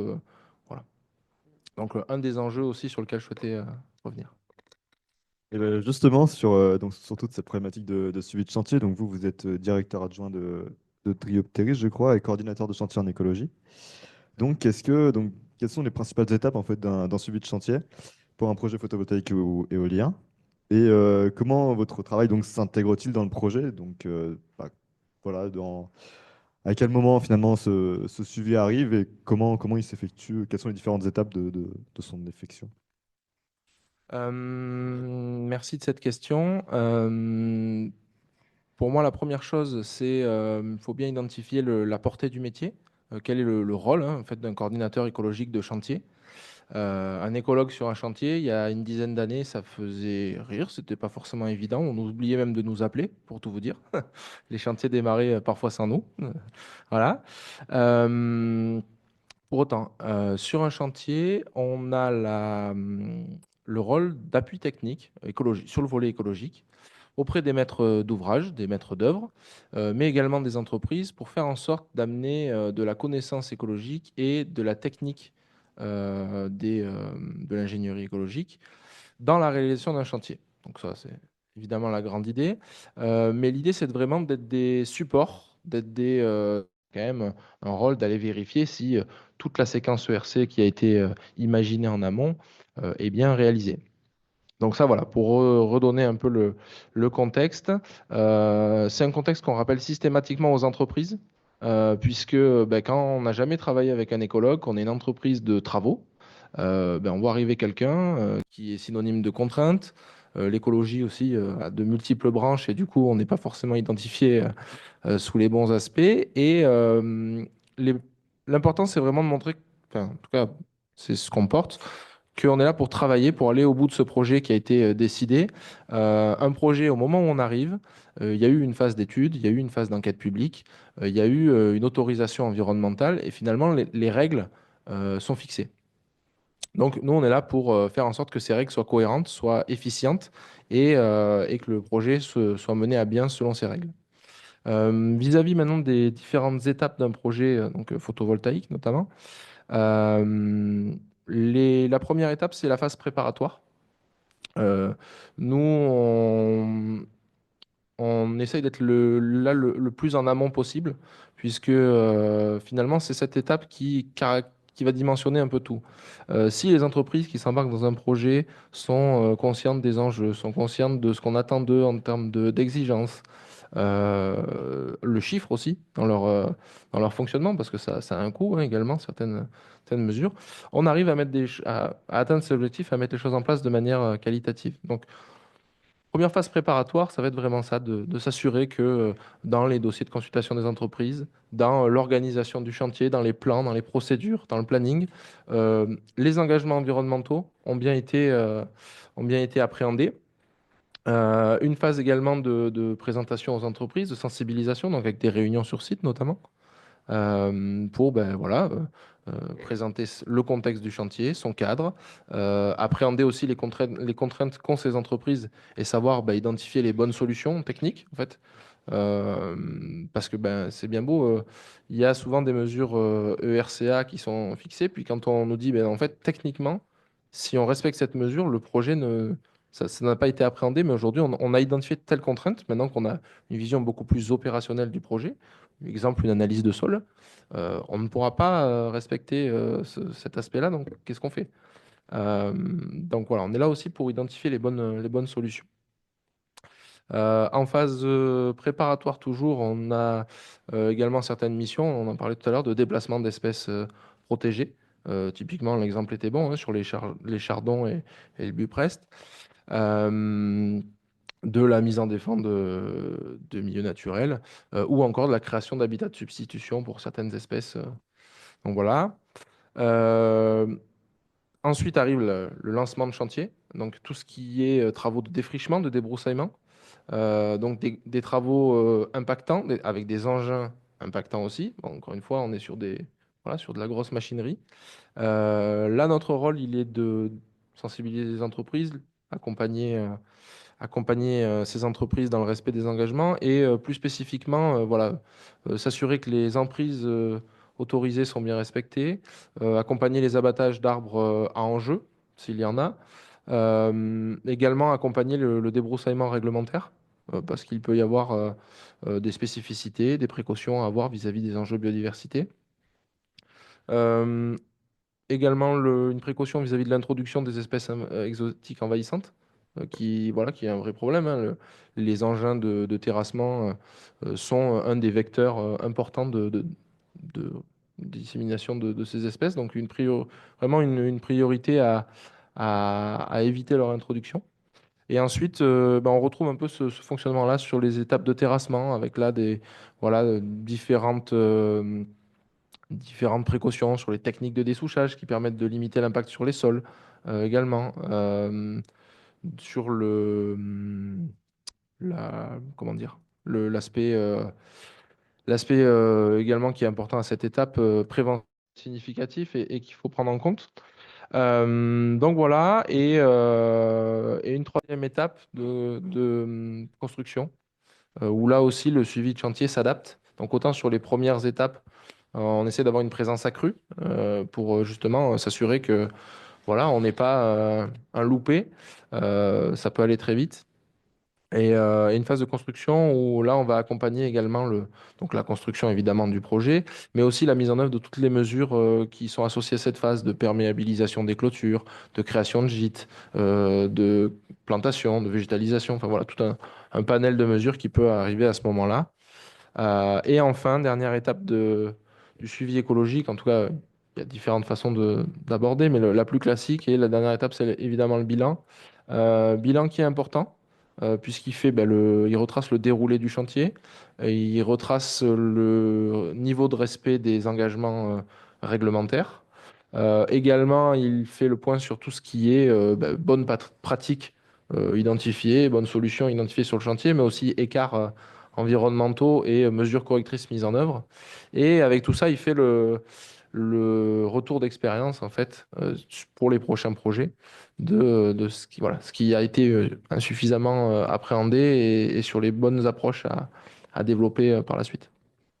Ouais, donc c'est des missions qui sont quand même très variées. Et donc d'un point de vue plus parcours professionnel, formation et compétences techniques nécessaires, qu'est-ce que vous pensez le plus important à développer ou est-ce que vous avez par exemple un profil type de personne qui se spécialise plutôt dans le suivi de chantier? C'est une des difficultés qu'on a dans notre métier, c'est le recrutement. C'est très difficile, en fait, aujourd'hui, on parle d'écologue, hein, pour qui l'écologie est quand même la base, hein. Pour moi, c'est vraiment, voilà, être naturaliste, c'est une des bases fortes du métier. Pour autant, être naturaliste et assister à des travaux qui impactent du milieu naturel, pour en avoir discuté avec pas mal de monde, tous les naturalistes ne sont pas prêts à le vivre, ne sont pas prêts à y participer, ou voilà, ils n'y voient pas leur intérêt. Donc je dirais que le socle naturaliste est indispensable, pas forcément en étant spécialisé, mais en tout cas un bon socle naturaliste. Il faut avoir aussi une bonne qualité de communication. Ça, c'est indispensable puisque on va rencontrer tout type de personnes, tout type d'acteurs. Vous allez aller discuter avec un conducteur d'engin. Voilà, il n'y a rien de péjoratif, hein, mais vous allez discuter avec un conducteur d'engin d'écologie, puis 2 heures après, vous serez dans un contrôle administratif avec l'Adréal et puis un maître d'ouvrage. Et puis, enfin voilà. Et à devoir discuter aussi sur des mesures avec un éleveur et une entreprise forestière. Enfin voilà, il faut vraiment avoir une qualité de communication, d'écoute aussi, savoir adapter son discours. Euh, avoir un socle également, connaissances réglementaires, notamment connaissances sur tout ce qui est évaluation environnementale de projets d'aménagement. Ça paraît assez basique, mais il faut le rappeler quand même.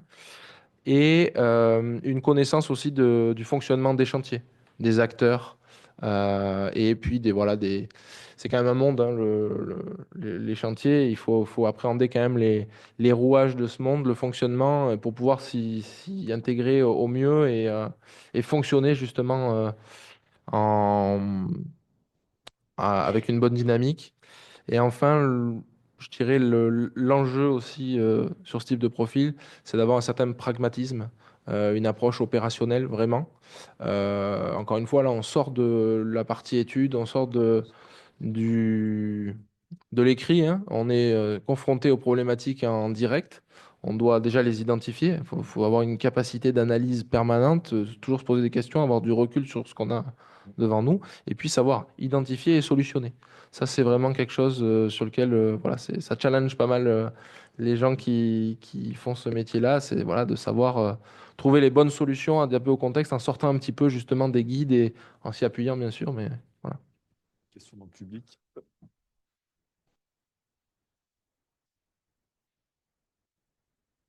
Par rapport à l'expérience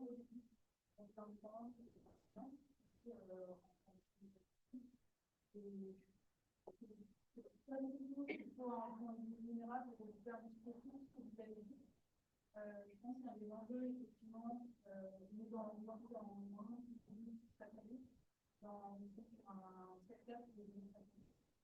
Et on nous demande effectivement des écologues qui nous former. Aujourd'hui, en sortie d'études, en tout cas, les étudiants voient beaucoup d'offres de postes sur des écologues qui doivent être déjà justifiés de compétences. Et c'est vrai qu'en tout cas, l'expérience que j'ai eue en bureau d'études, on n'a pas forcément le temps, en tout cas, pas toutes les structures n'ont le temps de former ces élèves, et c'est pas très des compétences, par exemple, sur le chantier, sur les phases de RC, ça, ben, c'est pas quelque chose qu'on peut dispenser dans l'enseignement supporté-là. On n'a pas forcément non plus ce temps à louer un bureau d'études ou même dans des structures, parce que, ben, effectivement, pour faire vivre sa structure, il faut vendre des affaires, et souvent, ce temps de formation n'est pas vendu dans les affaires. Donc, on n'a pas forcément le temps de former les nouveaux, et c'est un petit peu dommage parce que je vois un petit peu aussi ce que disait Alexandre. Je pense que la R&D est très très importante, tout simplement parce que ça nous permet d'être à la tâche de développer des nouveaux plus. Mais on ne peut pas vendre non plus ce temps dans les devis en tout cas auprès des clients. On ne peut pas vendre ce temps en formation. Je pense qu'on est sur quelque chose aussi qui est assez compliqué à gérer pour tous les acteurs, pas uniquement pour les études, mais aussi pour les indépendants, pour les porteurs de projets. Eux aussi ont des obligations de toute façon à réaliser. Et c'est vraiment compliqué de prendre d'appréhender en tout cas la multiplicité de compétences qu'on nous demande et de l'autre côté le temps qu'on a mis pour pouvoir faire ces compétences. Et en tout cas, je rejoins aussi Alexandre, en tant qu'indépendant, en tout cas, les gens qui ont beaucoup de personnes qui sont beaucoup de gars. C'est génial, c'est que maintenant, Ouais, c'est une très bonne remarque. Merci de l'avoir soulevé. Clairement, vis-à-vis de ça, les jeunes profils, enfin voilà, justement, et la problématique était soulevée des jeunes profils. Il faut avoir un panel de compétences qui est assez important. Jusqu'à maintenant, on avait assez peu de profils jeunes. On était plus sur des deuxièmes postes, entre guillemets, hein. Le classique, c'était 2-3 ans dans un bureau d'études et puis ensuite voilà, à faire de l'étude d'impact, à faire de l'expertise. Moi-même, j'ai fait ça, hein. J'ai fait 2-3 ans avec Omed, donc même, même crèmerie. Voilà. Et donc, du coup, des profils un peu de deuxième poste. Aujourd'hui, nous, on a un peu changé le fusil d'épaule, même si évidemment. On regarde ces profils-là. Moi, je crois pas mal en l'alternance, parce que je suis moi-même issu d'un IEGB en alternance. On a d'ailleurs actuellement un des étudiants chez nous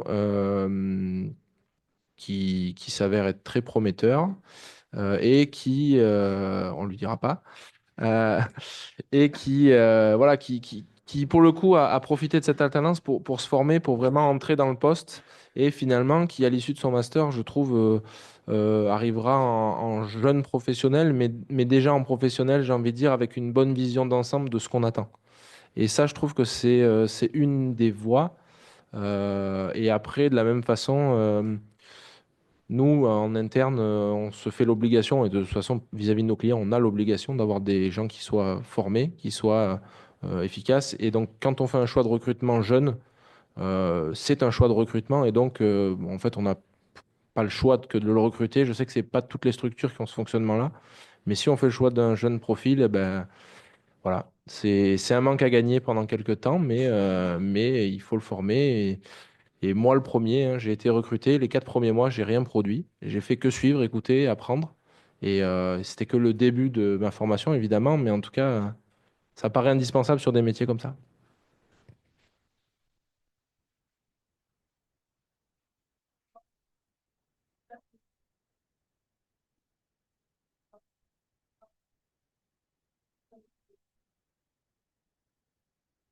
On est d'accord.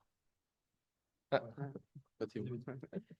Et oui, si je peux compléter, donc nous aussi, hein, on recrute aussi des jeunes profils. Enfin, moi, par exemple, dans mon équipe, hein, pour vous donner un exemple, quelqu'un qui a 1 an d'expérience et quelqu'un qui a 17 ans d'expérience professionnelle. Donc, c'est vraiment varié. Et on s'appuie beaucoup sur ces profils plus expérimentés, qui ont plus de 15 ans d'expérience, pour accompagner les plus jeunes de l'équipe. Et voilà, moi je pense que c'est important que tout le monde ait sa chance, hein, clairement, donc y compris les plus jeunes. Je pense que vous faites tous des stages ou des alternances, c'est quand même des très bons moyens, hein, de commencer à rentrer dans les métiers, hein. Clairement, nous on fonctionne beaucoup comme ça aussi. Et après, je voulais juste dire, bah, quelle que soit la voie qui vous parle le plus, que ce soit dans la recherche ou dans les bureaux d'études ou chez des développeurs ou dans les services de l'État ou dans les bureaux d'études spécialisés en suivi de travaux. Euh, Enfin, on a besoin de tout le monde, clairement, pour réussir la transition écologique. Et nous, pour nous, c'est un enjeu majeur, hein. C'est-à-dire qu'il n'y a pas de projet s'il n'y a pas de bureau d'études, en fait, hein. Donc, on a aussi, nous, un enjeu en tant que développeur. À avoir des bureaux d'études qui soient disponibles, formés, avec des jeunes qui ont envie de faire ce métier-là. On a besoin d'avoir des chercheurs, enfin, on a besoin de tout cet écosystème de métiers. Et j'ai oublié les Comcom, mais c'est très important aussi, enfin, sur tout ce qui est planification, etc. Et donc, enfin, je pense que on aboutira à quelque chose d'intéressant et à des beaux projets, à une transition énergétique qui sera pertinente si on a des professionnels bien formés dans tous ces secteurs, en fait, hein. Donc, nous, on soutient aussi beaucoup les bureaux d'études qui ont des difficultés de recrutement parce que enfin, c'est aussi indirectement un impact pour nous, hein. Donc, Ouais, j'avais juste un mot pour prendre ma casquette d'enseignant en salle de master. Comme l'a souligné Florian, qui a été mon étudiant à l'époque, hein, non, ce qui est ultra important, la formation, c'est important, mais on a les compétences en écologie et la recherche en écologie va très vite. Alors, nous, on ne recrute pas en recherche écologique, malheureusement, c'est un autre sujet, mais surtout, les connaissances vont vite et ce que vous apprenez en sortant de master, ce sera peut-être probablement plus valable 10 ans, 20 ans après. Donc, il faut se tenir à la page, il faut se tenir à la page, il faut lire et faut s'ouvrir. J'arrête pas de le dire en master et je vais continuer à le redire, je profite pour le dire ici. Ce que vous apprenez, c'est amené à être obsolète d'ici plusieurs années, donc il faut se tenir à jour. Et juste pour, euh, pour compléter, entièrement raison. Je pense qu'un bon professionnel et un bon étudiant, hein, c'est pas celui qui a appris sa recette, mais celui qui sait aller chercher justement les bonnes infos et les bonnes solutions. Juste pour revenir sur la partie suivi de chantier, moi, il y a une chose qui m'a toujours interpellé et qui m'a toujours un petit peu gêné vis-à-vis du métier. Moi, c'est un métier que j'identifiais pas comme, enfin, il y a 10 ans, voilà, on en parlait très peu, il y avait quasiment pas de postes qui se créaient, et donc c'était pas forcément une opportunité. On me l'a proposé, et voilà, j'ai jamais quitté la place. C'est un métier qui est pas assez identifié, je pense, vis-à-vis d'une part, ses qualités, et également sa portée. Très clairement, je me souviens, et puis je pense que ça n'a pas dû beaucoup changer, mais on a plus envie, quand on est passionné d'écologie, d'aller travailler dans un site naturel, à faire de la protection, voilà, être dans des sites où on va être loin de la casse, loin des projets voilà, où on va avoir de la destruction. Euh, Moi, très rapidement, j'ai vu surtout ma capacité à pouvoir agir justement sur ces projets et à pouvoir influer et à pouvoir amener de la plus-value écologique justement grâce à ce métier. Moi, c'est un métier où voilà, je m'épanouis depuis 10 ans maintenant. Même encore maintenant, enfin récemment, je suis content. Il y a des journées où on finit la journée et où on se dit, ouais, putain, je suis content que ce métier existe, je suis content que je sois là, je suis content que notre entreprise aussi ait cette éthique-là et me permette de, voilà, d'avoir cette position-là vis-à-vis des engagements environnementaux. Parce que si j'avais pas été là, ben, en fait, personne n'aurait vu cette espèce-là, personne n'aurait dit stop à ce bulldozer qui avance et sans doute il y aurait eu une zone qui aurait été détruite. Ou tout simplement, ben, il y avait une mesure décrite, mais sauf que personne ne la comprend sur le chantier. Et même avec toute la bonne volonté du monde à faire les choses bien, ben, quand on ne sait pas, on ne sait pas. Donc voilà, c'est un métier qui pour moi est vraiment un métier d'acteur sur le plan écologique. Et je trouve que c'est pas assez connu, pas assez mis en avant. C'est pas vers ça qu'on a envie d'aller, j'imagine, quand on est aux portes du master. En tout cas, pas dans la majorité des cas. Et je pense que c'est assez dommage parce que voilà, quand je fais un peu le focus sur moi, mon parcours, mais aussi sur toute mon équipe, tout le monde est hyper convaincu de l'utilité de son métier, de sa place et de l'importance justement vis-à-vis de la préservation de la biodiversité. Merci beaucoup. Donc, la dernière intervenante, donc c'est Anne-Lise, qui est responsable, du coup, je le rappelle, aux relations institutionnelles pour l'entreprise Sonagri. Donc, tout d'abord, pouvez-vous nous expliquer en quelques mots qu'est-ce que l'agrivoltaïsme et pourquoi il est stratégique dans le contexte actuel de la transition énergétique? Ouais, alors ça va être simple. L'agrivoltaïsme, c'est du photovoltaïque sur des terres agricoles. Mais il y a une définition qui est très claire dans la loi qui a de mars 2023. Cette installation, elle doit rendre un service à ce qui est fait en dessous pour l'agriculture, un service de protection ou d'adaptation au changement climatique pour les cultures, mais aussi pour le bien-être animal. Donc c'est vraiment une installation qui est dimensionnée et qui est pensée par rapport à l'activité agricole qui est en dessous. Donc c'est la priorité à l'agriculture. Et ensuite, ça répondra au service, enfin, ça amènera à la transition énergétique. Voilà, ça c'est la définition. Donc en ce qui concerne Sonagri et la technologie, c'est des panneaux photovoltaïques qui sont situés à 5 mètres de haut environ pour laisser passer les engins agricoles. Donc c'est dimensionné en fonction des engins.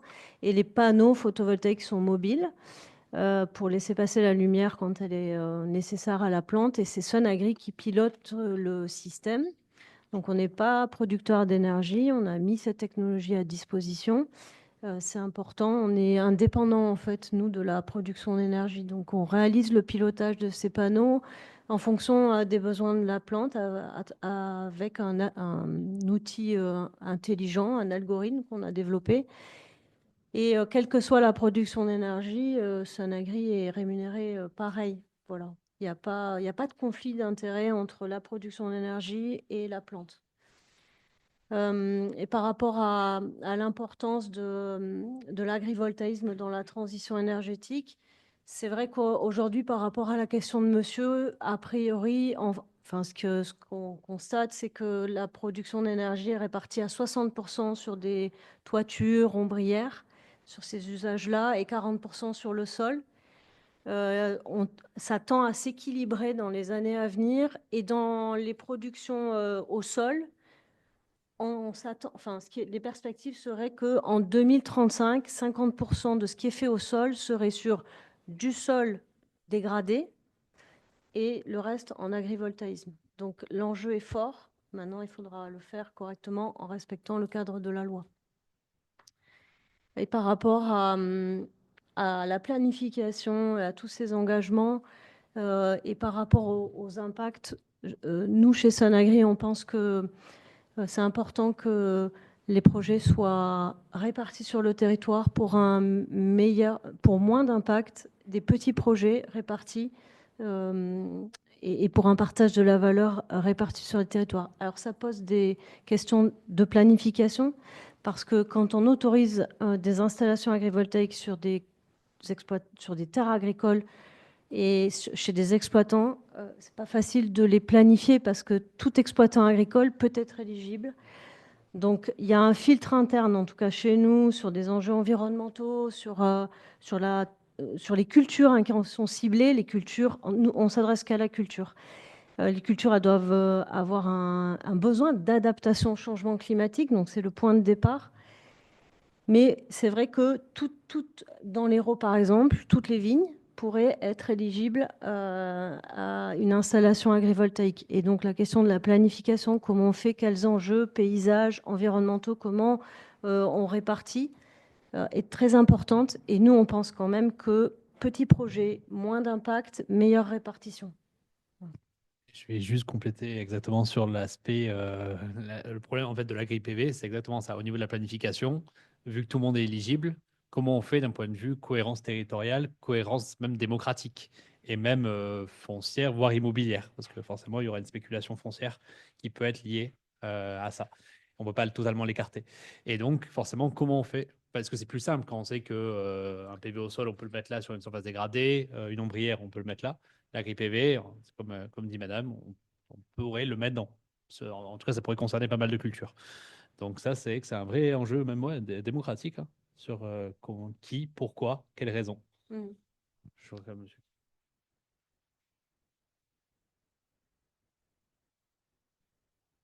Alors oui, c'est juste une question ouverte sur l'évolution de la technologie renouvelable, que ce soit éolien et photovoltaïque, qu'on a déjà à peu près abordé. Je voulais savoir, vous me corrigez si je dis des bêtises, hein, donc l'efficacité de rendement énergétique évolue avec le temps, avec les développements technologiques. Mais est-ce que la prise en compte de la biodiversité dans ces nouvelles technologies, dans ces améliorations, est également prise en compte? Selon vous, est-ce qu'elle est suffisamment? Et surtout, est-ce que les contraintes liées à la biodiversité au niveau de la mise en place des projets, est-ce que pour vous, elles sont suffisamment remontées à la phase conception des outils? Alors, je n'ai qu'une réponse partielle au problème, mais le constat, en tout cas, que nous, on fait, c'est que je prends l'exemple des vieux projets, par exemple, qui sortent au bout de 10 ans, et qui ont une autorisation au bout de 10 ans. Pour une énergie produite, 10 ans plus tard, vous avez besoin d'énormément moins de surface. C'est assez significatif pour le coup sur les projets qui sont sortis en 2018. On a abandonné des surfaces qui devaient être défrichées sur le projet initial. Elles ont été abandonnées parce que la production était justement, on arrivait à produire autant avec moins de superficie. Donc ça, c'est un premier point. Et aussi, au-delà des innovations, je le vois, on a l'image des parcs photovoltaïques ancrés, hein, qui ne bougent pas. Il y a aussi pas mal d'évolutions sur les parcs, les trackers, donc qui s'orientent vis-à-vis du soleil, qui ont encore une autre dynamique, ou même des solutions sur des parcs sur câble, des parcs flottants aussi. Donc, vous voyez, il y a quand même des solutions diverses qui sont essayées. Et en tout cas, de mon point de vue, il y a des choix aussi techniques qui sont réalisés. Il y a quelques années, se posait beaucoup plus la question de est-ce que sur un parc solaire, il vaut mieux avoir des parcs carrés hyper compacts avec des rangées de panneaux très serrés finalement où la biodiversité va pas avoir finalement sa place, ou est-ce qu'il vaut mieux doubler la surface et avoir des grandes interrangées où on peut avoir une fonctionnalité pour la Vifaune, par exemple, mais où on va démultiplier les surfaces, etc.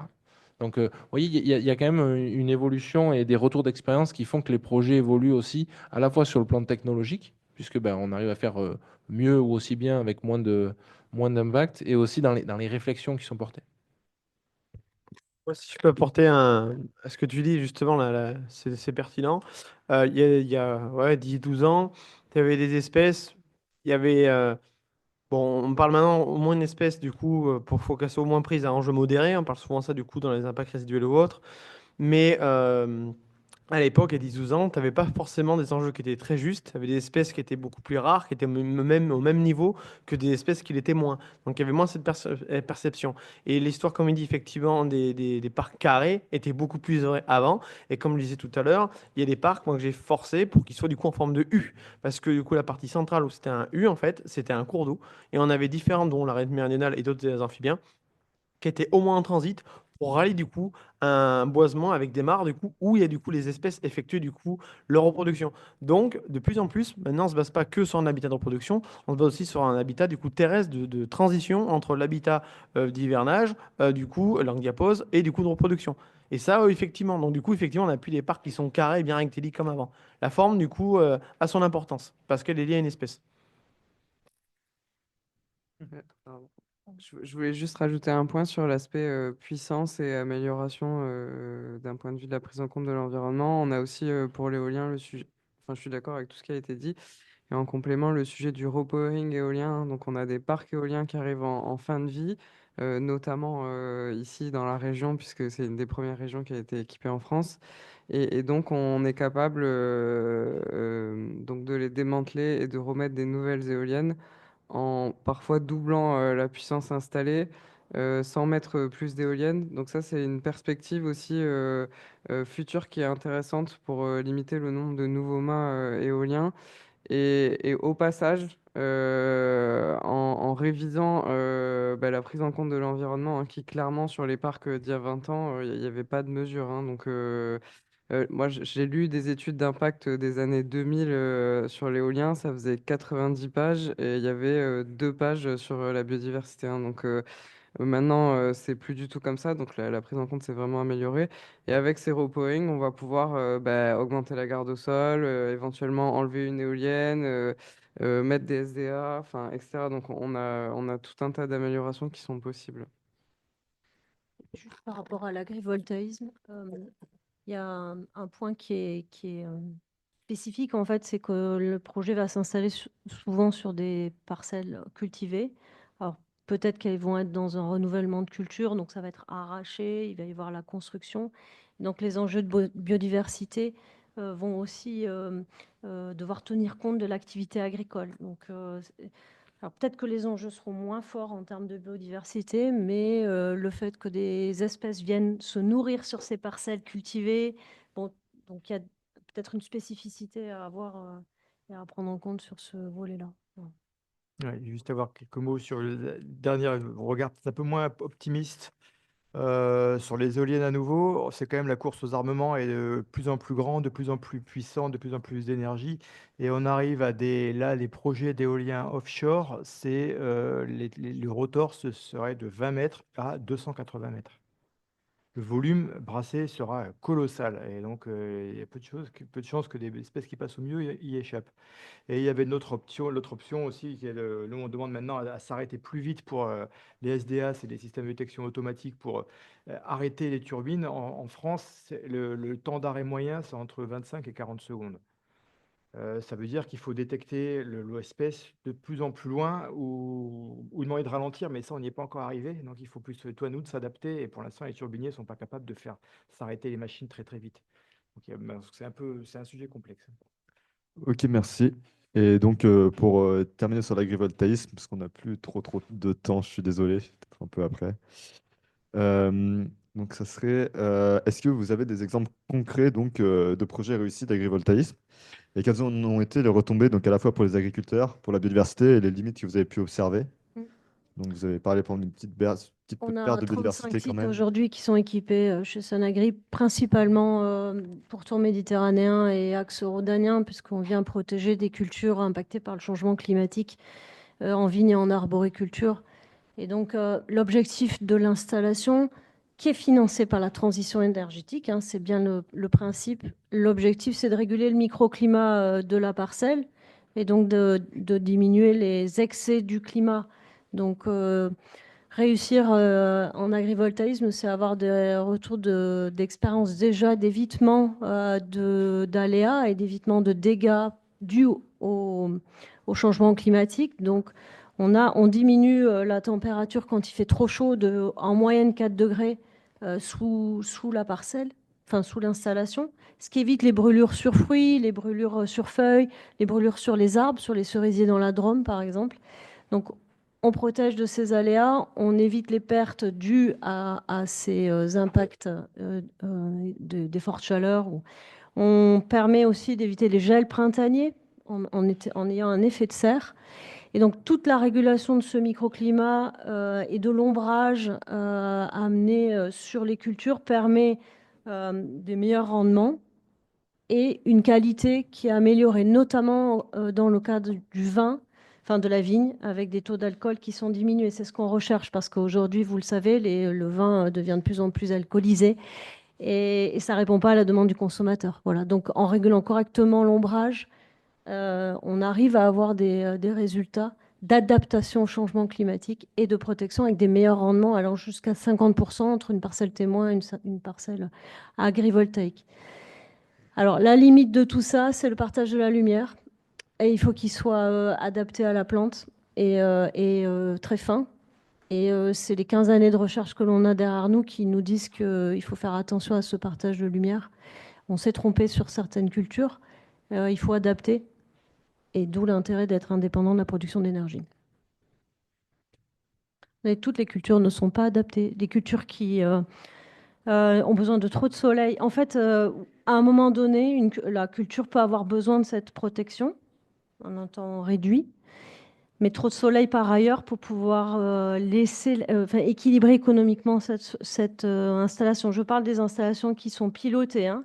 C'est-à-dire que ça veut dire piloter, c'est qu'à des moments de l'année, l'installation peut laisser passer 100% de la lumière. Donc, si elle doit laisser passer 100% de la lumière pour la croissance de la plante, elle ne produit pas beaucoup d'énergie. Donc, il y a des cultures qui ont besoin de trop de lumière toute l'année pour pouvoir avoir une installation photovoltaïque rentable. Voilà. Donc, toutes les cultures ne sont pas adaptées. Et c'est des cultures qui ont besoin de cette protection qui sont éligibles, entre guillemets, ou qui nécessitent l'installation agrivoltaïque. Voilà. Priorité à la vigne dans les régions du sud ou l'arboriculture. Ouais, mais beaucoup besoin de soleil, mais quand il y en a trop, ça dégrade. Le stress, on diminue le stress hydrique aussi, le stress de la plante. Et quand on arrête de la stresser, donc, quand elle est dans un meilleur confort, elle continue de croître. Et donc, voilà. Mais tout ça est une régulation. Voilà, c'est très important. Mm. Et je ne sais plus quelle était le reste de votre question. Ok. Non, mais merci beaucoup en tout cas. Je pense qu'on va s'arrêter là parce qu'on a déjà bien débordé et après pour le rangement de la salle, ça va vite être compliqué. Donc merci à tous, merci à tous les intervenants qui ont participé. Merci d'avoir pu partager vos points de vue.